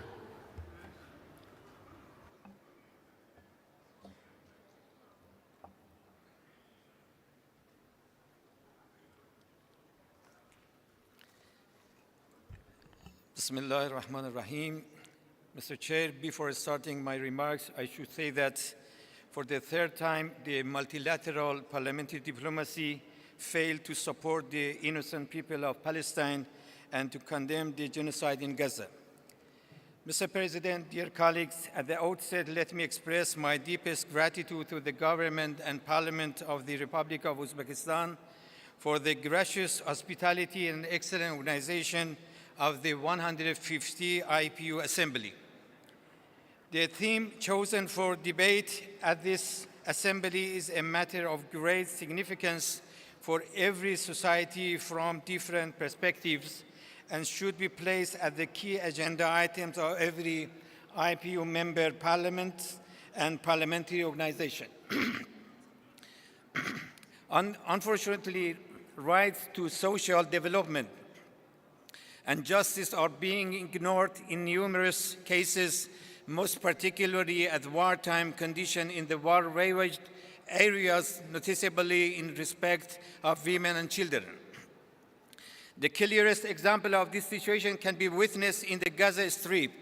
It is nearly 18 months that Gaza Strip is facing with the war crimes and humanitarian crisis, as well as severe devastation of its infrastructure in the aftermath of Israeli incessant bombardments and mass killings of the innocent civilians, which have now been reduced the enclave to rubble with disparity of all its structural capacity, leaving the inhabitants into sheer poverty and displacement. To this end, we as parliamentarians should spare no effort to exercise any action within our parliamentary mandate to invigorate parliamentary diplomacy to diffuse continuation of the war crimes committed by the apartheid regime, to relocate and displace the innocent people of the Palestine under the exertion of unilateral policies conducted by its close allies. The forceful relocation of the Palestinian people and imposition of expansionist policies are currently conducted in the framework of the most extreme contemporary attempt to dehumanize a whole group of people who they believe deserve to be exterminated, let alone respect for their human rights and exercise of acts for their social development and justice. It is under such circumstances that the Asian Parliamentary Assembly, in the context of its mandate as the large parliamentary platform, has expressed its grave concern over the acts of genocide pursued by the occupant regime to deprive the Palestinians from their rights to life as human beings. I thank you for your kind attention.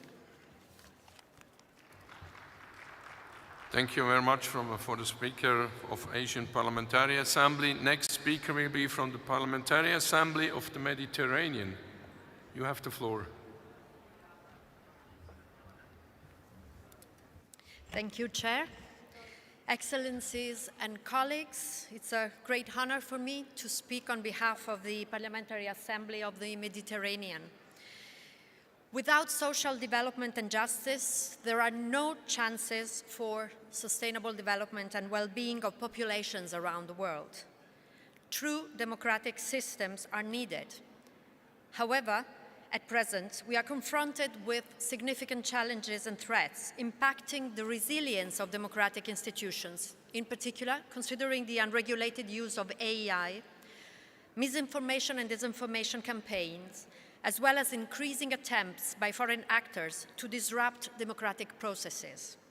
Since its inception, PAM has positioned social development and justice at the heart of its work, enshrining those values within the PAM Charter of the Mediterranean. Recognizing that social inequalities represent a profound threat to regional stability, peace, and prosperity, PAM advocates for the promotion of socio-economic and political inclusive, equitable, and sustainable solutions within the enlarged Mediterranean area. The Assembly operates by steering parliamentary diplomacy's efforts to enhance social equity, gender empowerment, access to natural resources, education, health services, and the respect of human rights. At present, at the request of UN, PAM is assisting and monitoring the implementation by its member states of the UN Pact for the Future, with the aim of rebuilding trust in multilateralism and international governance. The provisions in the pact are key to advance social equality, investing in sustainable development, addressing disparity, and strengthening support for vulnerable groups. Dear colleagues, social development and justice cannot be achieved without gender equality, a fundamental condition for inclusive and sustainable progress. Through the Assembly's initiatives, PAM is engaged in promoting women's empowerment, ensuring their access to the education system, to a fair job market, and healthcare services. These efforts are closely tied to addressing the root causes of gender inequality across the enlarged Mediterranean regions. Together, through sustained and accelerated parliamentary engagement, through sincere dialogue and dedicated action, we can support coordinated efforts to advance social justice, inclusivity, and lasting solidarity, paving the way to a different, truly different, more equitable and resilient future. Thank you very much. Thank you, Chair.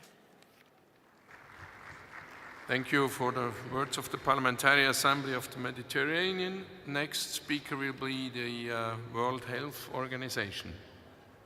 You have the floor, please.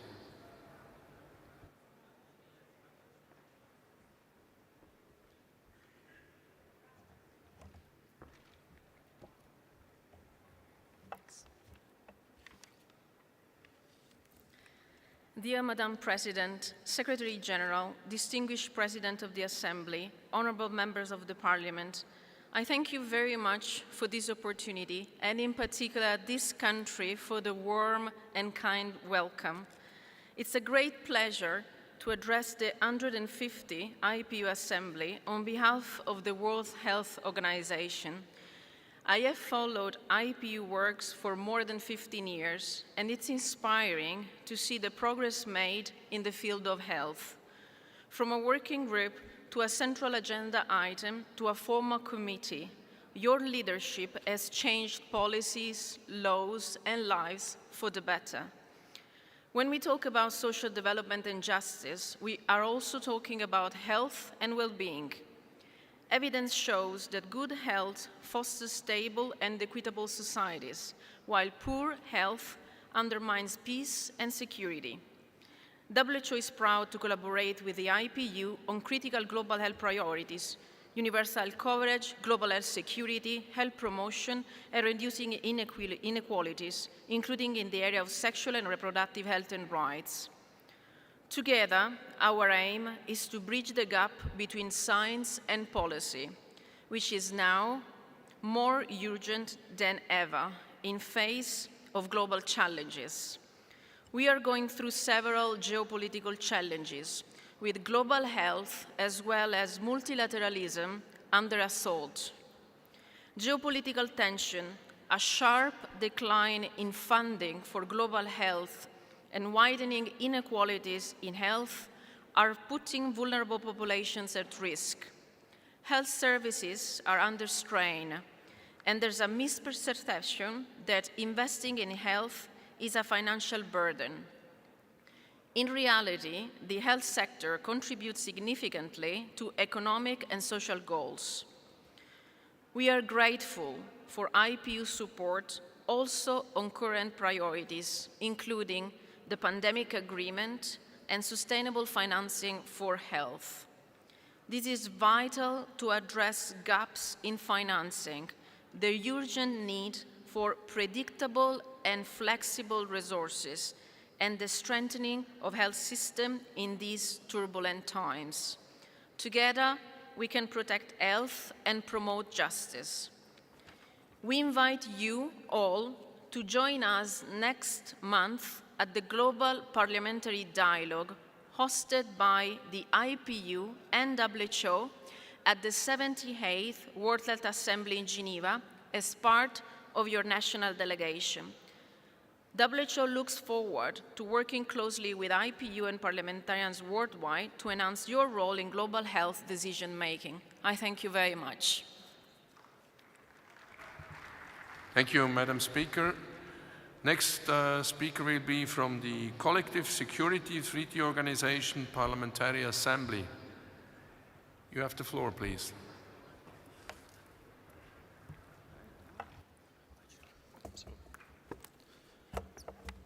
Уважаемый господин президент, спасибо, несмотря на то, что уже проходят долгие дискуссии, не первый день, вы все еще здесь и все еще находите силы всех слушать. Я приветствую вас от имени Парламентской ассамблеи УДКБ, Организации договора о коллективной безопасности. Считаю, что сегодняшняя встреча парламентариев МПС является своевременным вкладом парламентского сообщества в перспективу устойчивого развития, разрядки, общеевразийской интеграции на основе принципов, заложенных Организацией Объединенных Наций, взаимного уважения и консенсуса. В своей речи президент Узбекистана сказал об усиливающейся роли парламентариев в развитии государств мира. Мы поддерживаем усилия по повышению роли парламентской дипломатии и сотрудничества. Поэтому предлагаем рассмотреть в рамках диалога и формирования итоговых документов Ассамблеи инициативу начать обмен лучшими образцами законодательной практики.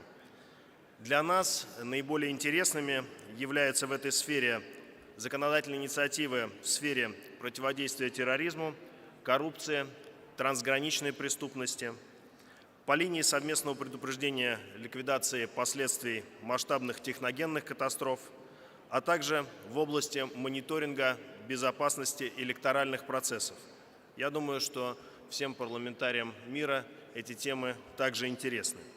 Готовы предложить Межпарламентскому союзу и его участникам наш опыт модельного законодательства для обеспечения региональной безопасности. У Парламентской ассамблеи ОДКБ накоплен почти 20-летний опыт такой работы. Рассматриваем это предложение в качестве потенциального действенного механизма для сближения наших взглядов и преодоления межнациональных проблем. Также придаем особое значение объединению усилий парламентариев по нейтрализации внешних вызовов и угроз для реализации целей устойчивого развития на уровне регионов, а также срединных и малых государств. В связи с этим отмечаем исторический успех государств Центральной Азии, Кыргызстана, Таджикистана и Узбекистана, недавно подписавших договор о границе, в мирном политическо-дипломатическом урегулировании пограничных вопросов, а также в стремлении создать пояс добрососедства и доверия. Полагаем, что наше сотрудничество имеет шанс повторить успех Хельсинского договора, который отмечает 50-летний юбилей, и создать правовые основы модернизации архитектуры международного мира, безопасности, созданной Организацией Объединенных Наций 80 лет назад по итогам совместной победы народов мира над фашизмом. Благодарю за внимание. Thank you, Speaker. Next speaker will be from the Partnership for Maternal, Newborn and Child Health. Please, you have the floor.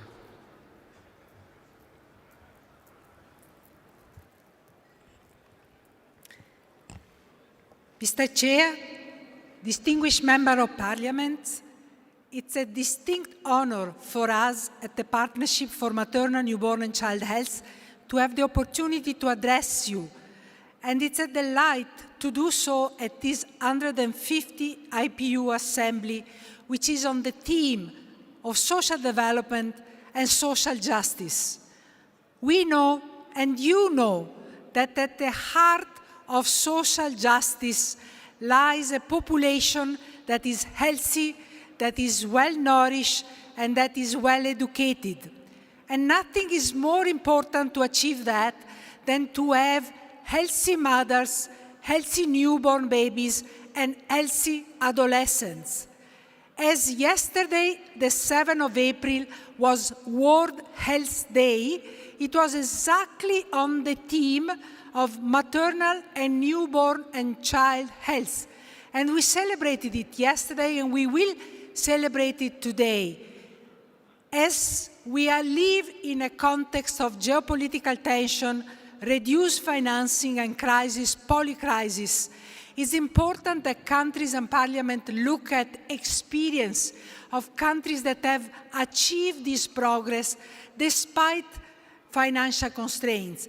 And one such a country that has made fantastic progress, Mr. Chairperson, is actually our host country, Uzbekistan. They are among the few countries that since 2000 have reduced 75% maternal and child mortality. That's a tremendous achievement for social justice and for social development in Uzbekistan. As we endeavor to work with you in support of social development, we are excited, Mr. Chairperson and distinguished delegates, to do so under the leadership of the initiative of His Excellency President Ramaphosa of South Africa and the Global Leader Network, which His Excellency has created with prime ministers and heads of state from Tanzania, Malawi, Liberia, Denmark, Kenya, and Senegal. We hope that the leadership by His Excellency will also be followed by leadership within the parliamentary debates, and your voice, your action for continuing positioning these important issues within the scope of social development is so crucial. I thank you very much for your attention, and we remain available to provide all the knowledge and information for how to achieve this crucial component of social development. Thank you very much, Mr. Chairperson. Thank you, Madam Speaker. Next speaker will be from the United Nations Relief and Works Agency for Palestine Refugees in the Near East. Please, you have the floor. Thank you. Honorable parliamentarians, in adopting the Pact for the Future, Member States reaffirmed their commitment for sustainable development, peace and security, and human rights. They are interconnected. We cannot have one without the others. For the past 75 years, UNRWA, the United Nations Agency for Palestine Refugees, have been contributing to human development for Palestine refugees through education, primary health care, social protection, and life-saving assistance. Over 2 million students have graduated from our schools, half of them girls. We take pride in the fact that health indicators among this refugee population have exceeded those of WHO. For the past 75 years, our mandate has centered on upholding the rights of Palestine refugees. And for the past 75 years, we have not lost hope on a just and lasting political solution. Today, decades of investment on human development have been undone. Peace in the Middle East is elusive, and human rights are systematically being denied. The unthinkable has become a reality. And this reality is that Gaza has now the sad record of the highest number of children amputees in the world, and of the UN staff killed, and of hospitals being hit, and of shelters being hit. Humanitarian aid has become a weapon of war. Levels of violence and displacement in the West Bank not seen since 1967. Disinformation used as a weapon of war. Dehumanization taking hold. But if we are here, it is because we strive against indifference, we strive against unlawfulness, we strive against injustice. We need to put an end to this nightmare. And because when children, we know very well that when children are deprived of education and people lack the very basics for survival, peace in the region and beyond is threatened.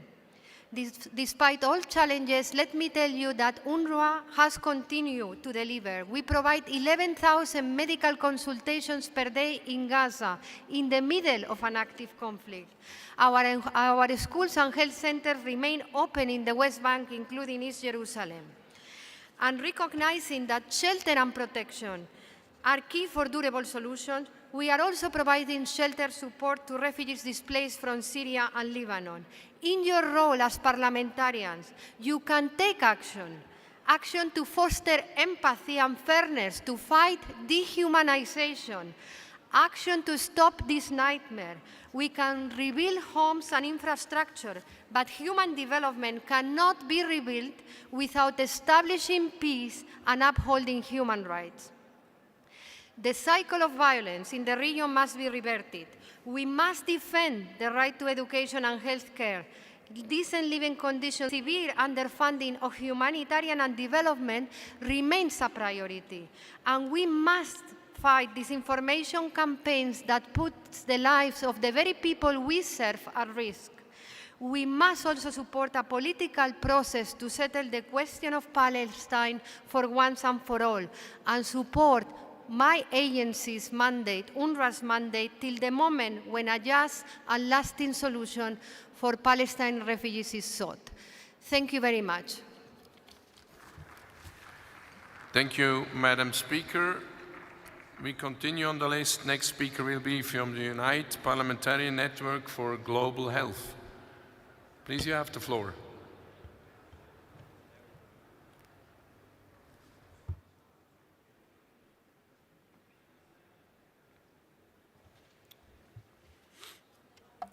Good afternoon, honorable speakers, members of parliament, and ladies and gentlemen. I am Amar Patnaik, a former member of parliament from India and Unite Global board member since 2019. It's an honor for the Unite to be accepted as a permanent observer of the IPU.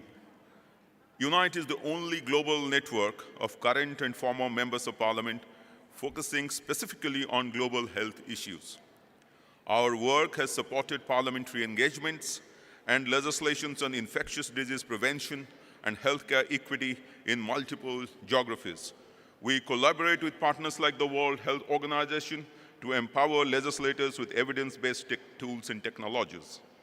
As a non-profit, non-partisan network, Unite represents approximately 500 members from over 110 countries. I thank the President of IPU for the opportunity to address this assembly. Social development is about placing the well-being of people at the center of sustainable development. Health is an essential condition for well-being, and therefore it needs to be a central part of our discussion here as well. Health is a human right. It is up to us as policymakers decision makers, and representatives of people to ensure equitable access to health for every single individual. There can be no sustainable development without universal health coverage. During COVID-19, we all saw not only the importance of international collaboration, but how intertwined our health systems are, from the Atlantic to the Pacific, from New Zealand to Argentina, from South Africa to Finland. Every single one of our citizens and governments faced unspeakable trials. It was cooperation that got us through those dark days. Nevertheless, our countries are still to agree on the pandemic agreement, which would set the guideline for collaboration in the case of a future pandemic. Even worse, today we see the international health system being threatened, funding for foreign aid and development being cut, financial support for HIV treatment being reduced, the entire concept of vaccination being undermined, and even the invaluable work by the WHO being questioned. It is our responsibility as parliamentarians to hold our governments to account, to make sure that they do right for our citizens. We must all stand tall in defense of global health. Together, we must also call on each and every one of our governments to invest more in our national healthcare systems. We must implore them to transform health systems from reactive models into preventive, well-being focused approaches. Strengthen primary healthcare services, make health services affordable, and ensure that vulnerable populations are not excluded or stigmatized. We must leverage digital health tools to promote higher efficiency and accessibility to health. Parliamentarians, as political leaders in health, are in a strong position to emphasize the impact of financial investment in health. I call upon my colleagues to show support for the international organizations such as the WHO and the Global Fund that implement crucial health programs and emergency response strategies to save millions of lives. The 8th replenishment of the Global Fund to raise US $18 billion needs to be supported, that it would save another 23 million lives and avert approximately 400 million new infections by 2029. I commend the IPU and all its structures for the recent decision to expand the advisory group on health into a full committee on health. UNITE looks forward to working with the committee. Health is the underpin of all social development. Strong health systems drive productivity, stability, and economic growth.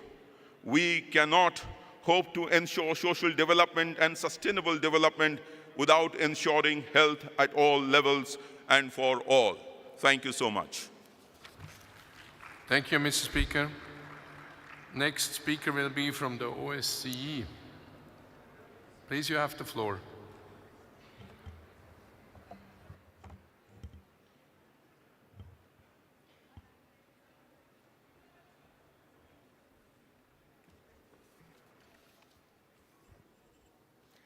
Excellencies, honored colleagues, it is a privilege to address you today on behalf of the OSCE Parliamentary Assembly. This year marks the 50th anniversary of the Helsinki Final Act, an achievement that laid the foundation for security and cooperation in Europe. It was a milestone that demonstrated the power of diplomacy and dialogue in overcoming divisions. The principles agreed upon in Helsinki, sovereign equality, territorial integrity, human rights, and cooperation remain just as relevant today as they were in 1975. This has been made abundantly clear to us in the OSCE region that I represent, with Russia's war of aggression against Ukraine. The Russian Federation remains part of the OSCE, yet its actions blatantly violate the commitments it made half a century ago. As parliamentarians, we must persist in holding it accountable while standing in solidarity with those within its society who continue to fight for democracy. At a time of heightened geopolitical tensions and growing challenges to democracy, our interparliamentary cooperation is more essential than ever. The OSCPA remains committed to promoting security, stability, and democratic resilience through dialogue, mediation, and election observation across our 57 participating states. In an era marked by military aggression, polarization, and democratic backsliding, we must reaffirm our commitment to multilateralism and cooperation, guided by the spirit of Helsinki. We must continue our dialogue even with those we may disagree with if we are to contribute to a better tomorrow. As parliamentarians, we carry the responsibility of ensuring that multilateralism remains effective and responsive. The means upholding the principles of the Helsinki Final Act, defending fundamental freedoms and fostering trust between nations. It also means working together to address new and emerging threats, from hybrid warfare and disinformation to climate change and forced displacement. The OSCPA has been at the forefront of these efforts, working to promote meaningful dialogue rooted in our shared values, support democratic institutions, and strengthen the rule of law. The OSCPA deeply values our cooperation with the Inter-Parliamentary Union.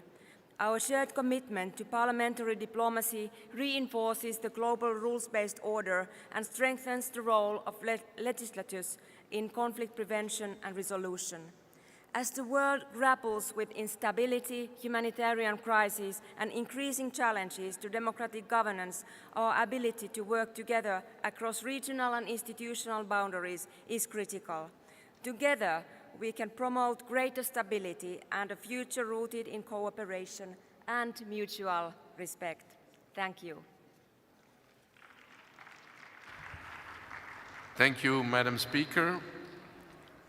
With all these speakers up here, we have concluded the list B. We are continuing now with the list Z.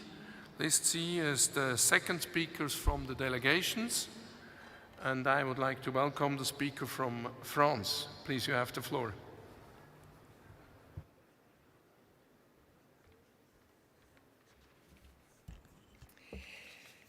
Monsieur le Président, Mesdames et Messieurs les parlementaires, Madame la Secrétaire, l'époque que nous traversons porte son lot de préoccupations et d'espoir. Les crises environnementales, politiques et sociales que nous connaissons, qui s'inscrivent dans un contexte international particulièrement anxiogène, doivent aussi permettre d'accentuer les transitions vers des modèles plus vertueux. Cette transition, pour juste et indispensable qu'elle soit, ne peut être acceptable que si les citoyens ne la subissent pas, que si les dispositifs contraignant la liberté individuelle sont accompagnés d'un soutien fort aux plus modestes. Il ne peut y avoir de transition environnementale efficace sans justice sociale. Deuxièmement, face à l'émergence d'une pensée libérale et individualiste qui encourage le repli sur soi et qui considère la dépense et l'intervention publique mauvaises par nature, notre pacte social peut-il avoir pour seul avenir le triomphe de la juxtaposition des intérêts individuels ? Évidemment non. La puissance publique est bien une partie de la solution. Santé, éducation, sécurité, égalité, redistribution de la richesse, transition environnementale ne peuvent s'imaginer sans une régulation publique et un cadre législatif fort sur le consentement et le sentiment de justice. En conclusion, je souhaite insister sur le rôle indispensable d'une démocratie parlementaire plus représentative pour répondre aux citoyens qui estiment ne pas être représentés dans un système qui les exclut. L'émergence dans le monde de régimes illibéraux, souvent masculins et centralisés, font ressortir en contraste des modèles d'action citoyenne locale et informelle. La place des femmes, des jeunes, des classes sociales les plus éloignées du pouvoir de décision doit être renforcée pour donner de la force aux institutions aux décisions prises. Le rôle des parlementaires est bien de porter une action globale ancrée dans les réalités du quotidien qui ne sacrifie pas la justice sociale aux urgences environnementales, mais qui s'appuie sur cette justice sociale et l'intérêt général pour accélérer ce processus indispensable. C'est bien là le rôle d'une démocratie parlementaire plus représentative et pleinement ancrée dans la réalité de tous ceux que nous représentons. Je vous remercie. Merci, Madam Speaker. Next speaker will be from Armenia. Armenia, you have the floor, please.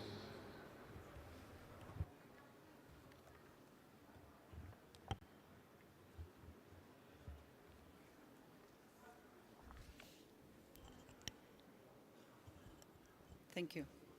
Dear colleagues, I have just 2 minutes to share with you the essence of my 45-year life in the context of social development. As a woman born in a country affected by conflict, I have always held a deep, unwavering dream that this conflict will end in my lifetime.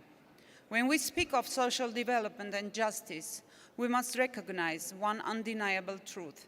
Without peace, these ideals are out of reach. Peace is the foundation upon which all the progress is built. Without it, no lasting good can be created. This is why, for the past 3 years, Armenia has engaged in rigorous negotiation with our neighbor Azerbaijan, working toward a peace agreement, a peace that we hope will bring stability, prosperity, and a brighter future to our region. For 3 years, both Armenia and Azerbaijan had an opportunity to lay out their visions and hopes on paper, striving for a future where peaceful coexistence is not just a dream, but a reality. Today, that document stands mutually agreed upon, ready for signing and holding the promise of a new chapter for our people and our region. Armenia suggested to hold discussions in order to identify possible place and date for signing of the document. Honorable colleagues, in order to successfully bring this historic phase to its conclusion, it is essential that you keep this matter at the forefront of your attention and your support. I am here to draw your focus to this issue. I am here to see my dream realized. For the sake of peace, for the sake of social development and justice. I see I made it in 2 minutes. Thank you. Thank you, Madam Speaker. Next speaker will be from Japan. Please, Japan, you have the floor.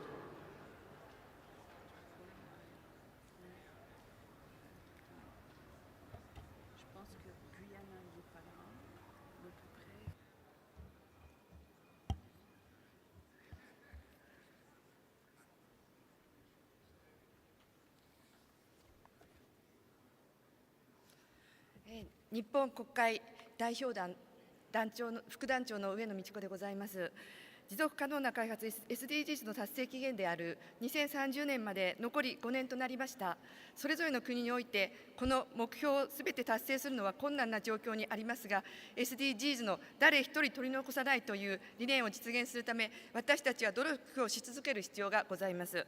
我が国でまもなく4月13日から10月13日までエキスポ2025大阪・関西万博を開催します。そのテーマは命輝く未来社会のデザインであり、 SDGs 達成への貢献を目標の一つとしています。万博会場は新たな技術やシステムを実証する場と位置づけ、健康、医療、環境問題などさまざまなテーマについて SDGs 達成に資するチャレンジを行い、未来社会をリアルに描き出そうという試みでございます。そしてビヨンド SDGs に向けた姿を一緒に考える機会としたいと思っております。多くの皆様のご来場をお待ちしております。私は所属する自由民主党の日本ウェルビーイング計画推進特命委員長として、さまざまな場面でウェルビーイングの必要性を訴え、政府に対して7回にわたり提言を出してまいりました。それを受け、我が国では近年、教育振興基本計画や環境基本計画のように、個々の政策分野でウェルビーイングの考えを明確に位置づける動きが活発化しています。国際的な標準規格を策定する国際標準機構 ISO においても、我が国の提案する健康経営の基本理念に基づいて、高齢化社会の中で地域と企業等がウェルビーイングを推進するためのガイドライン ISO2555 が昨年11月に発行されました。これにより世界中の組織が自らの状況に応じてウェルビーイング向上に取り組む基盤が整ったと言えます。そしてウェルビーイング向上を目指すということは共通の目的であり、これを考える際には自己肯定感や自己実現といった個人が獲得・達成する能力や状況に基づく要素と、共同性や社会貢献意識など人とのつながりや関係性に基づく要素を調和的一体的に育んでいくことが重要と考えます。世界で弱い立場にある人々を誰一人取り残さない社会を実現するため、 SDGs を共通の基盤としつつ、各国地域がそれぞれの事情に応じた成長戦略の中でウェルビーイングを実現しようではありませんか。どうぞ皆様、議会人が一致団結してこの問題に取り組んでいこうではありませんか。最後に、ウェルビーイングな世界は平和と秩序のもとにおいてしか実現しないということを確信し、私からの発言とさせていただきます。ご清聴ありがとうございました。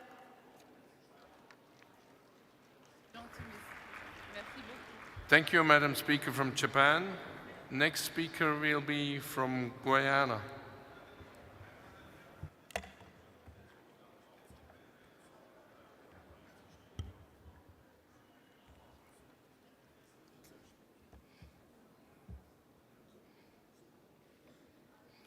Honorable President of the IPU, Excellencies, distinguished delegates, I bring you warm greetings from the Cooperative Republic of Guyana, and I'm honored to contribute to the timely debate on the Parliamentary Action for Social Development and Justice. At the heart of this assembly lies a powerful reminder that people, their dignity, opportunity, and well-being must remain central to sustainable development. The global call for a new social contract, championed by the UN Secretary-General, speaks directly to the imperative of building a more inclusive, just, and equitable societies. In Guyana, the government, led by the People's Progressive Party Civic, has been steadfast in putting people first, not as a slogan, but as a governing principle. Over the past 4 years, we have pursued a transformative agenda that resonates deeply with the core pillars identified in this Assembly's poverty eradication, decent and productive work, and social inclusion. Firstly, on poverty eradication and access to basic services, Guyana has invested boldly in universal health care and education, reconstructing facilities nationally into state-of-the-art institutions, expanding access in rural and hinterland areas through modernized infrastructure, including Starlink technologies and increasing teacher and healthcare worker training. We've made housing and home ownership more accessible than ever before through subsidized housing schemes and land allocations, empowering more than 38,000 people thus far, with another 20,000 before the end of this year, low-income families with stability and dignity in 4 short years. We've also introduced progressive cash transfer programs for every adult citizen, school-age children and vulnerable populations, including the elderly and persons with disabilities, ensuring that no one is left behind in our development march. Secondly, on the decent and productive work, Guyana has emerged as a global model for leveraging natural resource wealth to invest in human capital and economic diversification. Through investments in agriculture, tourism, manufacturing, and ICT, we are creating new pathways for job creation, especially for youth and women. These upskilling programs include a 30,000 scholarships academy, providing international study programs and people with opportunities for certificates in PhD levels, among others. A 150,000 Young Coders initiative and a national needs-based skills training window in collaboration with the global Coursera digital platform. We recognize that digital equity is key to future inclusion. That's why our national digital transformation agenda includes expanding broadband connectivity to hinterland regions around our country, promoting ICT literacy, and positioning Guyana as a digital hub in the Caribbean and South America.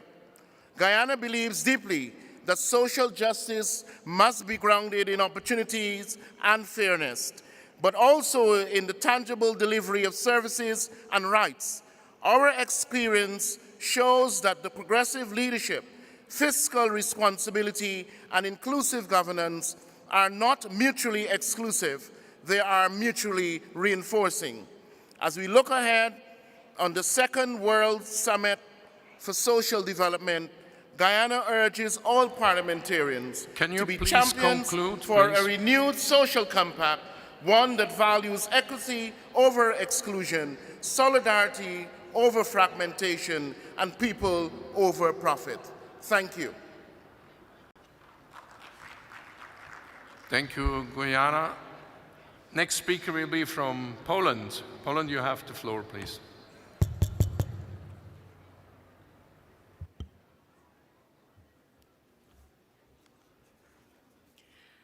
Madam President of IPU, ladies and gentlemen, the debate on social justice and social development tends to focus on issues such as income inequality, wealth disparity, or environmental protection. All of them are, of course, extremely important. Today, however, I would like to speak about another factor, crucial for an honest debate on social development, about housing. In Poland, we face a dramatic housing crisis, forcing my generation to either spend a majority of their paychecks on rent, sign a mortgage for 30 years, or live with their parents well into their 30s. The prices have skyrocketed in recent years. Our mortgage rates are the highest in Europe. Unfortunately, for the past 30 years, we've privatized most of our public housing programs. On the top of that, buying up real estate has become a popular investment opportunity for the top 1%. They usually do not even rent those apartments. On the contrary, they just hoard them, treating them as an investment highly profitable and more secure than in any other form. Such a crisis is happening not only in Poland, but all around the world. And it is our responsibility as parliamentarians, as leaders in our communities, to acknowledge loudly and clearly that housing is not an investment opportunity for speculators. It is not an endless profit source for banks. Adequate housing is a human right. Therefore, we must commit to providing affordable and accessible housing to all through any means possible and necessary. Instead of privatizing public housing programs, we must expand them. Instead of letting the interest rates on mortgages run riot, we must drive them down. Instead of appeasing the banks, we must regulate them. Because if we do not fight for the human right to affordable housing, the market, the banks, and the speculators surely will not. We have enough evidence of that already. Thank you. Thank you, Poland. Next speaker will be from Ireland. Please, Ireland, you have the floor.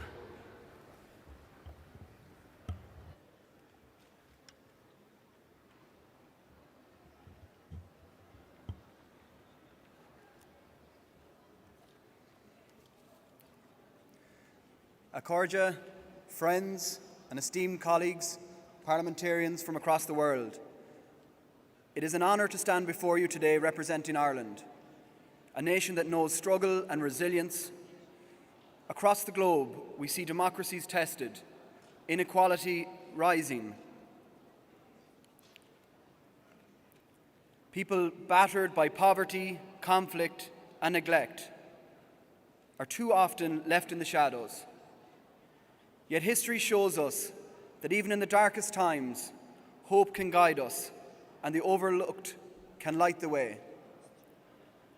A famous poet in the 18th century from my home county of Mayo, Anton Rafferty, grew up in the most difficult times in Ireland. He was physically blind and he wrote, "I am Rafferty the poet, full of hope and love, with eyes without light, calm without torment." His blindness did not dim his vision. He soothed the misery of those around him with hope, offering the people around him powerful and impactful words when it was needed most. Today we must see the vulnerable in our communities not as burdens, but as voices with gifts to share, just as O'Rafferty did. In Ireland, democracy and social justice are the heartbeat of our history, a legacy of those who fought for my voice to be here today. Democracy is more than elections. It is a living promise that every citizen, no matter their race, creed, class, or circumstance, has a stake in our future. But that promise falters when inequality festers, when the marginalized are silenced, or when power forgets the people it serves. Social justice is the root that keeps democracy alive. Without it, we risk a hollow shell, a system that speaks of freedom but delivers little. Our peace process in Ireland has taught us that justice is listening, reconciling, and building a society where no one is left behind. So I urge you, leaders of the world, let us renew our democracies with courage, championing peace, social justice, security, and equality, not just for some, but for all citizens. Protect the vulnerable not as charity, but as a right, because they, like O'Rafferty, have so much to offer. We must amplify the voiceless, not as a gesture, but as a duty. Ireland stands ready to work with the nations of the world, not because we have all the answers, but because we know these questions are universal ones. Democracy thrives when social justice flourishes. Let us make that our mission so that we too can say that we are full of hope and love. Gorau Mila Mayagov, thank you very much. Thank you, Ireland. Next speaker will be from Australia. Please, you have the floor.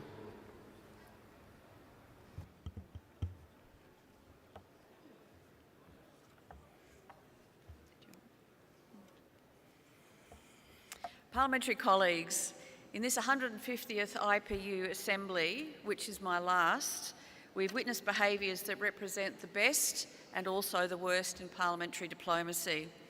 Like many of us, Australian delegates have been dismayed to see the increasing levels of aggressive bullying and disrespectful behaviours in this Assembly hall and also in committees, including somewhat ironically in the Peace and International Security Standing Committee. These behaviours do not reflect the spirit of the IPU and the nature of truly democratic debates, which should be respectful and robust, no matter what the issue is that we're debating. The fact that we were unable to agree on the emergency item to support the humanitarian crisis in Myanmar should be a signal to us all that the IPU is off track to its purpose. That said, we have also seen the very best of the IPU in some committees, like democracy and human rights. Behaviours, resolutions and outcomes consistent with this Assembly's topic this year, parliamentary action for social development and justice. For the friends that I've made across geostrategic groups, geopolitical groups, and I hope that that may long continue, and that the geopolitical groups, while important groupings, do not become islands, but they become methods of communicating with other geostrategic groups. Thank you. Thank you, Madam Speaker. Next speaker will be from New Zealand. Please, New Zealand, you have the floor.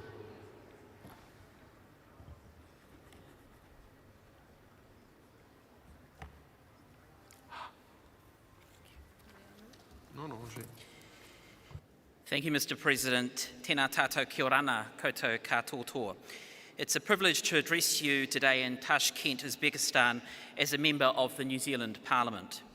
As the institutions that represent the people, parliaments have a key role to play in promoting and improving social development and justice for different parts of society. New Zealand is hugely diverse, and people from all parts of the world now call it their home. We are also home to those who identify as belonging to our LGBTIQ+ rainbow community. Social justice has been a key staple of our approach to legislation, with the homosexual law reform passing in 1986. 20 years ago, civil unions allowed rainbow partners to formalise their relationships, and in 2013, New Zealand became the 13th country in the world to allow same-sex couples to marry. Parliaments must protect and provide for all members of their community. Providing for the various needs of such a diverse country to build an equitable, inclusive and just society where all individuals have equal access to opportunities, rights and resources involves working across multiple areas. This includes eradicating poverty, improving wages and making it easier for people to participate in education, employment and gain access to good healthcare and public services. Jobs, health and homes are important to all communities and they're important to New Zealand. As a Pacific country, the Pacific region is incredibly important to our Parliament. Since 2019, support has also been provided to Pacific parliaments through the Tai Akiwa Stronger Pacific Partnerships Parliaments program, a program that delivers technical assistance to improve capacity and capability of MPs and parliamentary staff, enhanced interparliamentary relations in the Pacific region, and promotes the role and function of parliaments to encourage greater understanding and engagement with the public. Doing what we can for our neighbours is important. In justice, we also lead in this regard, using the International Court of Justice where required. The role of parliaments of the world is to be representative of the communities they serve and to provide development opportunities for their people, as well as provide a fair and transparent system. This is a responsibility for us all. Nō reira, tēnā tautau, kia ora ana koutou katoa. Thank you. Thank you, Speaker from New Zealand. Next speaker will be from the Netherlands. Please, Netherlands, you have the floor.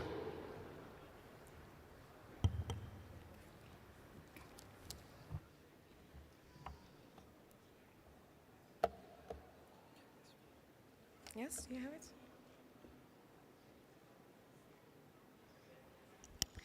Dear colleagues, I want to thank Uzbekistan for the warm hospitality. Let me briefly introduce myself. I am Glimina Shakor, a member of parliament from the Netherlands. Our city, The Hague, is home to several international institutions, including the International Court of Justice and the International Criminal Court, making my country a global hub for justice and peace. And today we are discussing one of the fundamental pillars of a just society, economic security. And this is not just an economic matter. It is a foundation of trust in democracy, when people know their basic needs are met, when they have access to healthcare and education, a roof over their heads and fair wages. They feel they belong, they participate, they contribute, and they trust the institutions that represent them. But across the world, we see a growing sense of insecurity. The gap between rich and poor is widening. The middle class is under pressure, and work no longer guarantees the stability it once did. And it creates distrust, uncertainty, and it weakens our democracy. Because when people feel unheard or left behind, they will eventually turn away from the democratic system itself. That's why the idea of a social development is so essential, not a development that puts markets first, but ones that put people first, where economic security is not a privilege, but a right. I believe in a future with a universal social protection in healthcare, housing, education, and decent jobs.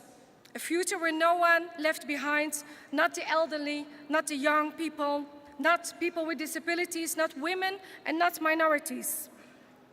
Because a society where people feel safe is a society where creativity, innovation, and entrepreneurship can truly thrive.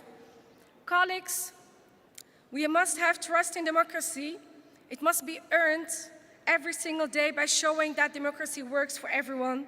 So let us stand for a future that is just, that is inclusive and secure, and let us dream big, work hard, and build democracies where every person counts, young, old, rich, and poor. Because a strong democracy begins with a just society, and a just society begins with security for all.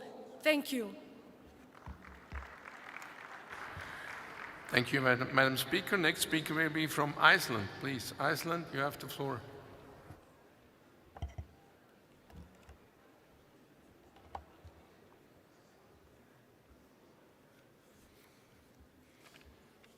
Mr. President, ladies and gentlemen, imagine for a moment that our world is an orchestra, each nation an individual instrument with its unique tones and textures. The beauty of an orchestra lies not in the sound of a single instrument, but in how these diverse sounds blend together to create a harmonious symphony. Community like IPU can play the role of a conductor for this orchestra. It ensures that every voice is heard, every melody acknowledged, and every instrument is valued. Likewise, our society thrives when every individual, regardless of background, ability, or circumstances, is empowered to contribute their unique notes to the whole society. When we prioritize inclusion, we create an environment where creativity flourishes. Just as an orchestra requires synergy among the players, our communities become vibrant when we embrace diverse perspectives, whether they stem from the different cultures, abilities, or life experience.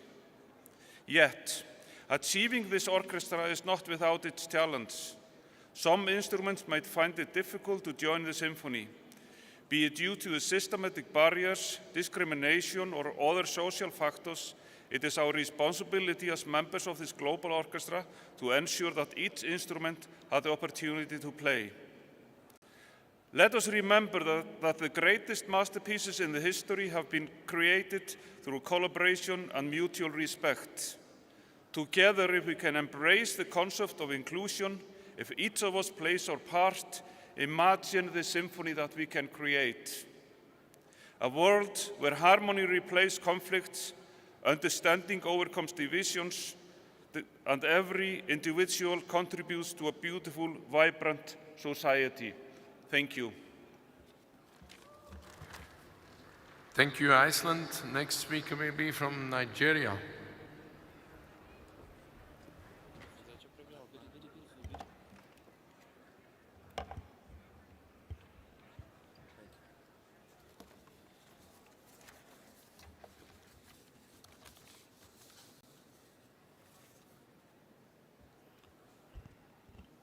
Distinguished ladies and gentlemen, I bring warm greetings from President Bola Ahmed Tinubu and from the Nigerian National Assembly, led by Senator Godswill Akpabio.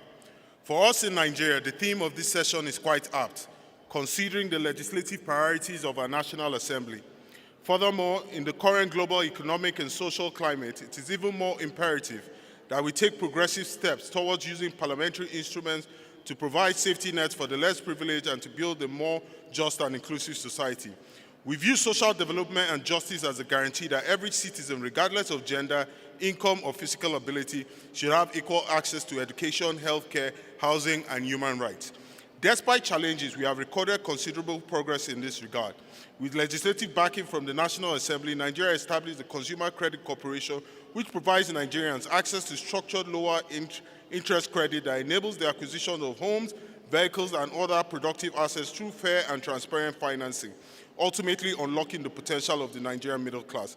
Other achievements include the enactment of the National Health Insurance Authority Act and the Universal Basic Education Act, two pillars of our commitment to social development.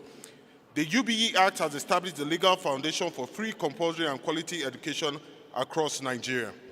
Through consistent budget allocation and legislative oversight, these laws continue to evolve as instruments of equity and inclusion. We have also responded to the urgent needs of our youth. The establishment of the Nigerian Education Loan Fund through an act of the National Assembly represents a landmark legislative achievement aimed at expanding access to higher education by providing interest-free loans to eligible students. Furthermore, the Nigerian government has also doubled the monthly allowances for corps members under the National Youth Service Corps, a compulsory one-year scheme for graduates of tertiary institutions. At the Senate, we have sponsored motions and bills that speak directly to the theme of this session, moving motions acknowledging digital access as a fundamental pillar of economic opportunity and inclusion, and it should thus be protected from indiscriminate price increases. Despite these efforts, challenges remain. Nigeria, like many other nations, continue to grapple with issues of poverty, inequality, and social exclusion, but we are not alone in these struggles. Across the world, we see that the quest for justice and social development requires constant vigilance. As we look to the future, I remain hopeful. Through practical, responsive, and compassionate parliamentary action, Nigeria can and will make progress towards achieving social justice, inclusive development, and lasting peace for all citizens. Rahmat. Thank you, speaker from Nigeria. Next speaker will be from Malta. Malta, please, you have the floor.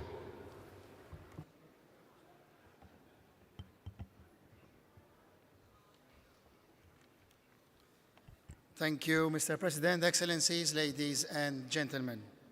As we gather here today for the 150th IPU session in Uzbekistan, the selection of the theme, Social Development and Justice, is a timeless subject which we must never stop striving for. It is evident that the discrepancy between the rate with which inflation increases year on year and the increase in the net income year on year for a medium income family, let alone a low income family, is not providing the peace of mind towards a sustainable living. We gather at a time when artificial self-imposed trade imbalances are being created through the imposition of blanket-wide tariffs, threatening further the financially weak and marginalized groups.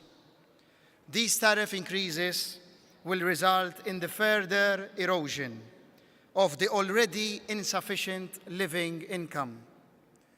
We must therefore strive, as the IPU, as an international parliamentary body which can provide the right platform, to call upon our governments to fight trade protection measures with lasting benefit, strive for wages that truly reflect the right apportionment of the profits generated, eradicating poverty, providing access to basic services such as healthcare, education, and housing, fair wages, good working conditions, the integration of immigrants, and the participation of women, youth, and minority groups.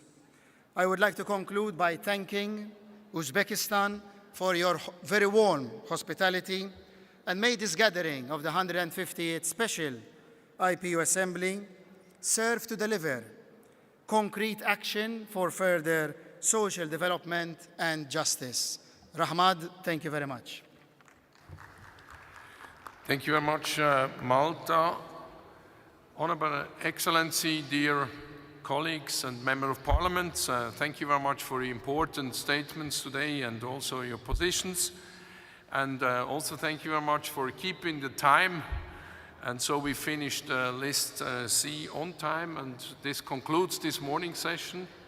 And we will resume the session in the afternoon at 2:30 with the list of the young parliamentarians. So I'll be closing this session, and enjoy the free time.